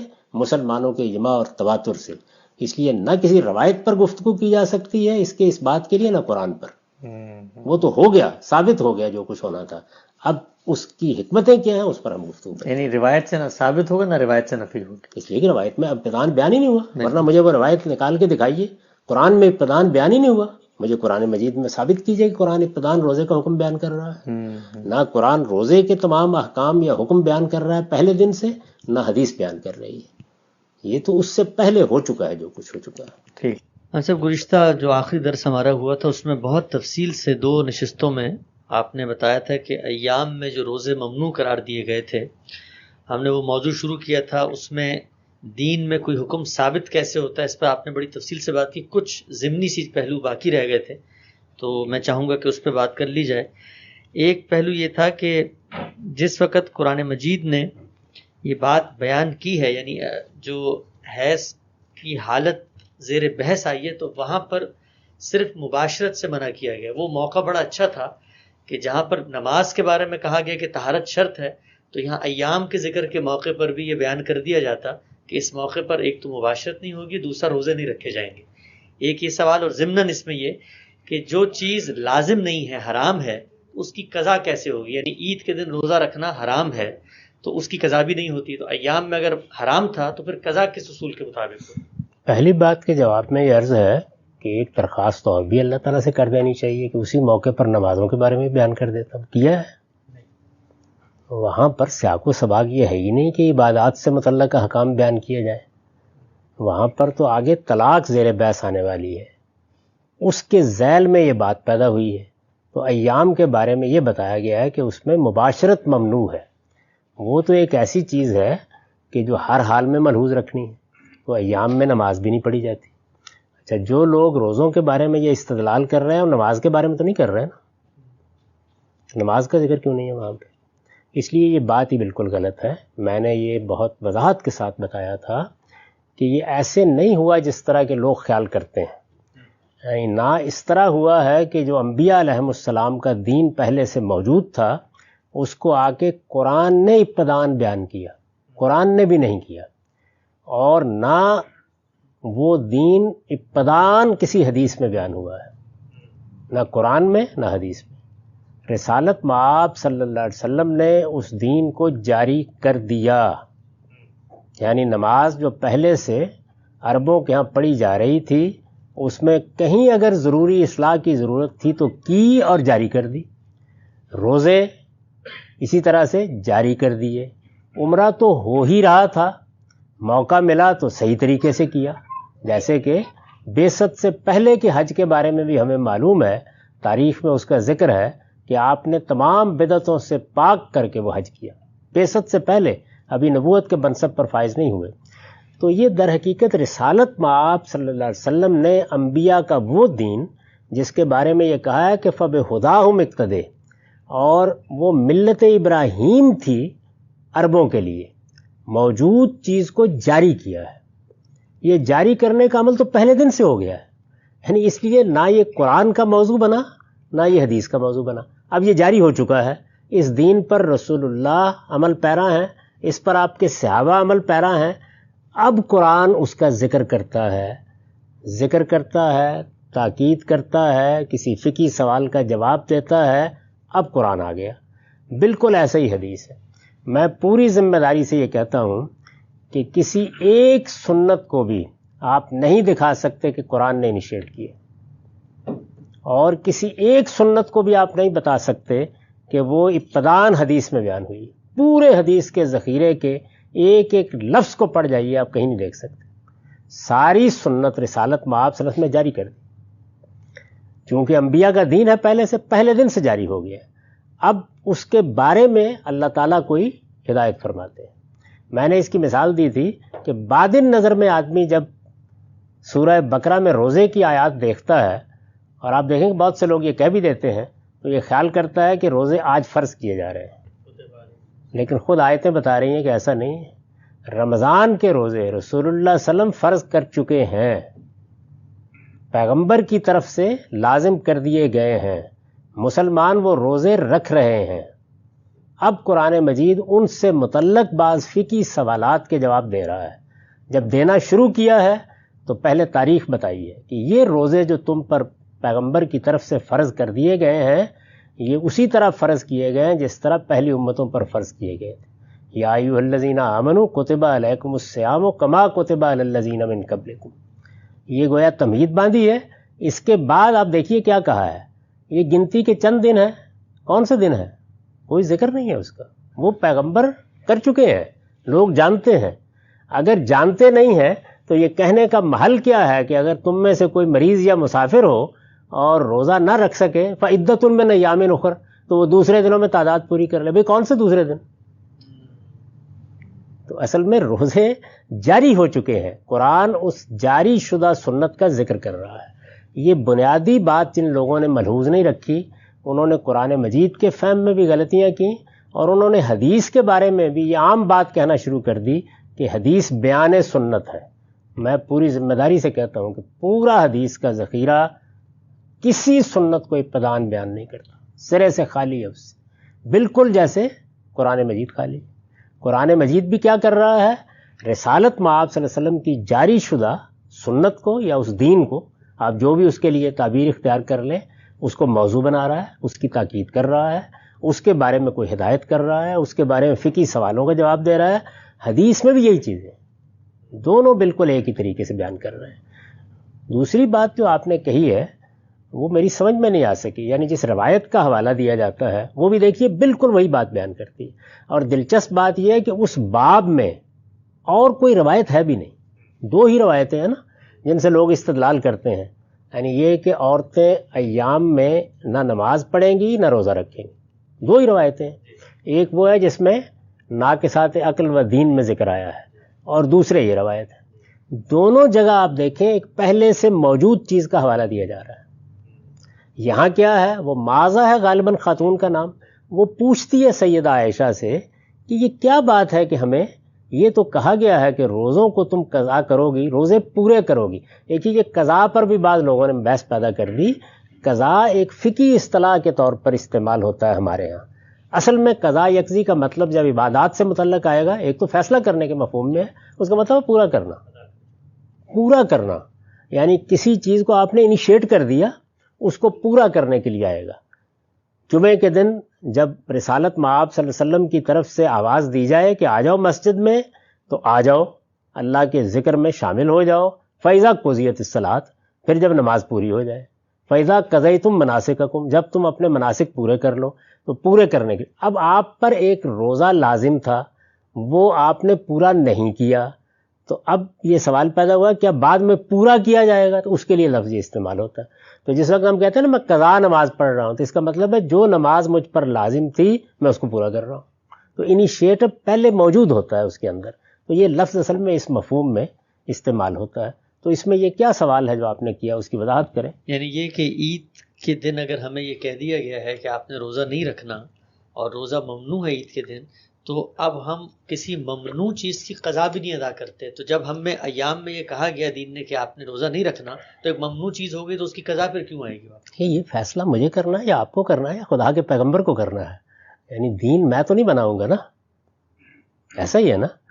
یعنی مجھ پر ایک چیز طہارت نہ ہونے کی وجہ سے مجھے نہیں کرنی تھی. آپ یہ بتائیے کہ اگر ایام ہو جائیں خواتین کو، تو پھر وہ انتظار کریں گی حج کے موقع کے اوپر طواف افاضہ کا یا نہیں کریں گی؟ رسول اللہ کی ہدایت تو یہی ہے کہ کریں. اچھا وہ ممنوع تھا نا اس میں، تو پھر کیوں جب کرنا تھا اس وقت تو ممنوع تھا، نہیں کر سکی نا. اسی لیے سیدہ عائشہ بھی بیٹھی رہی. تو یہ دین ہم اپنی طرف سے تو نہیں بنائیں گے نا. اگر آپ اسی جگہ جائیں گے تو پھر تو بہت سے سوالات پیدا ہو جائیں گے. ہو سکتا ہے کہ ہمارے جیسے کمزور لوگ یہ کہیں کہ بھئی کیا فرق پڑتا تھا، 2 ہی نمازیں کافی تھی، ایک صبح پڑھ لیتے ایک شام پڑھ لیتے. اللہ ہی نے فیصلہ کیا. اچھا 4 رکعتیں بھی کچھ زیادہ ہی لگتی ہیں، 2 ہی بہت کافی تھی. ہو سکتا ہے بعض لوگ کہیں کہ 1 بھی بہت ہے، اگر پڑھ لیں. اللہ تعالیٰ نے اپنا دین بتانا ہے. تو بنیادی بات کیا ہے کہ طہارت عبادت کے لیے ضروری ہے. میں نے عرض کیا تھا طہارت کے 3 درجے ہیں. پہلی طہارت وہ ہے جو ہمارے ہاں ایک سنت کے طور پر جاری کی گئی ہے. ہم مسلمانوں کو طاہر رہنا ہے. وہ کیا ہے؟ وہ یہ ہے کہ جب آپ کو کوئی حدث لاحق ہو جائے تو آپ استنجا کریں. استنجا خواہ آپ نے خشک کیا یا آپ نے تر کیا، اس میں بہتر وہی ہے کہ پانی میسر ہو تو پانی سے استنجا کریں. تو طہارت حاصل ہو گئی. اس طہارت کے ساتھ ہی سب عبادات ہوں گی. اب یہ دیکھیے کہ یہ طہارت روزے کے لیے کافی سمجھی گئی ہے، یہ طہارت حج کے مناسک کے لیے کافی سمجھی گئی ہے، لیکن نماز کے لیے کافی نہیں. یعنی کیوں کافی نہیں ہے؟ اس کی وجہ بھی میں آپ کو بتا دیتا ہوں. عبادت کیا چیز ہے؟ اللہ تعالیٰ کے ساتھ ہمارے تعلق کا علامتی اظہار ہے.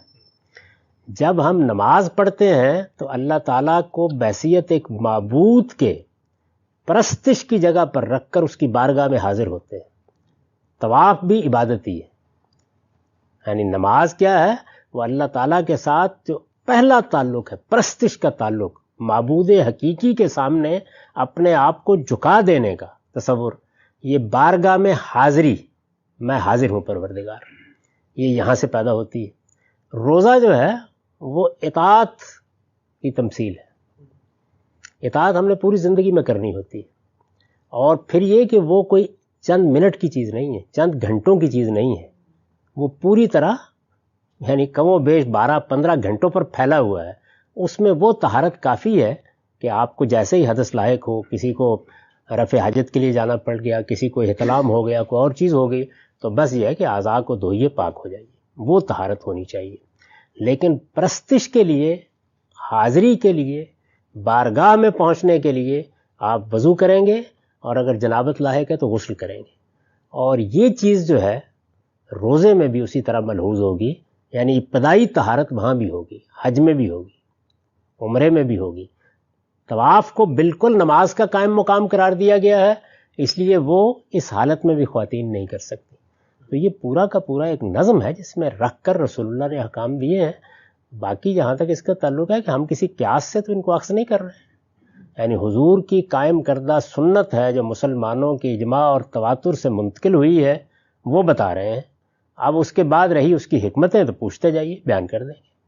ہم صاحب یہ کہا جاتا ہے کہ رسالت مآب صلی اللہ علیہ وسلم نے روزے کی ابتدا کی. سیدہ عائشہ کی روایت ہے اور وہ فرماتی ہیں کہ آپ جو ہیں وہ یعنی حالت جنابت ہی میں آپ نے روزے کا آغاز کر دیا. اگر طہارت شرط تھی تو رسالت مآب صلی اللہ علیہ وسلم نے روزہ کیسے شروع کر دی؟ نہیں، کیا خیال ہے آپ کا کہ رسالت مآب صلی اللہ علیہ وسلم نے اعضاء نہیں دھوئے ہوں گے، استنجا نہیں کیا ہوگا؟ بھائی غسل کرنا روزے کے لیے لازم نہیں ہے نا. جو طہارت مقصود تھی وہ تھی. وہ اس سوال کا جواب دے رہی ہیں کہ کیا روزے کے لیے بھی غسل کرنا ضروری ہے؟ نہیں، وہ نماز کے لیے ضروری ہے.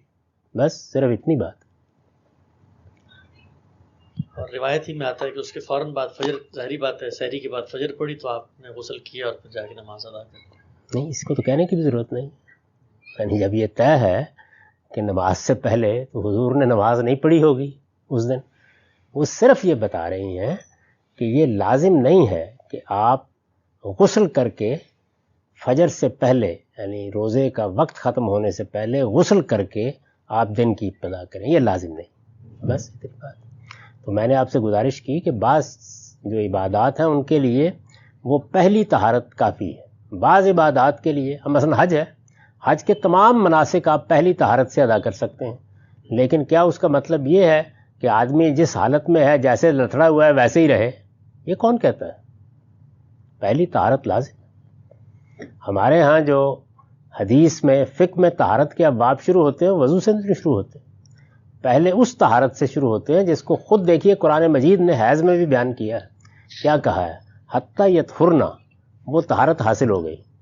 اب اس کے بعد غسل کرنا ہے تو اس کے لیے تطہر کا لفظ استعمال کیا. وہ طہارت کا اگلا قدم ہے. تو وضو سے طہارت نہیں حاصل ہوتی، طہارت میں ازدیاد ہوتا ہے، تطہر حاصل ہوتا ہے. یہی غسل سے حاصل ہوتا ہے. اس پوری بحث کا اگر خلاصہ کر دیں جو ہم نے گزشتہ نشست میں بھی کی تھی کہ ایام میں اللہ تعالیٰ کے دین میں خواتین پہ روزے ممنوع قرار دے دیے گئے ہیں، اس کا ثبوت سنت سے ہوتا ہے اور اس کی وجہ طہارت. جی بالکل ایسے ہی. یعنی روزے کوئی شخص بھی اگر رکھنا چاہتا ہے تو اس کے شرائط و حدود کے مطابق رکھے گا. السلام اللہ علیکم. تعالیٰ نے روزے کے لیے جو آداب بتائے ہیں وہ روزے میں ملحوظ رکھے جائیں گے. کہ ہم وہ آداب جو حج کے لیے بتائے ہیں وہ حج میں ملحوظ رکھے جائیں گے. جو نماز کے لیے بتائے ہیں وہ نماز میں ملحوظ رکھے جائیں گے. تو خواتین کے بارے میں یہ ہے کہ نہ وہ نماز پڑھیں گی ایام میں، نہ روزہ رکھیں گی، نہ طواف کریں گی. اس کو مؤخر کیا جائے گا، بعد میں ادا کیا جائے گا. یعنی سیدہ کئی دن مقیم رہیں اور خود حضور نے اس موقع کے اوپر تبصرہ کیا کہ انہوں نے ہمیں روک دیا ہے. اس کے بعد پھر انہوں نے جا کے عمرہ کیا. کرنا چاہتی تھی. کیوں رکی رہی؟ اسی لیے رکی رہی.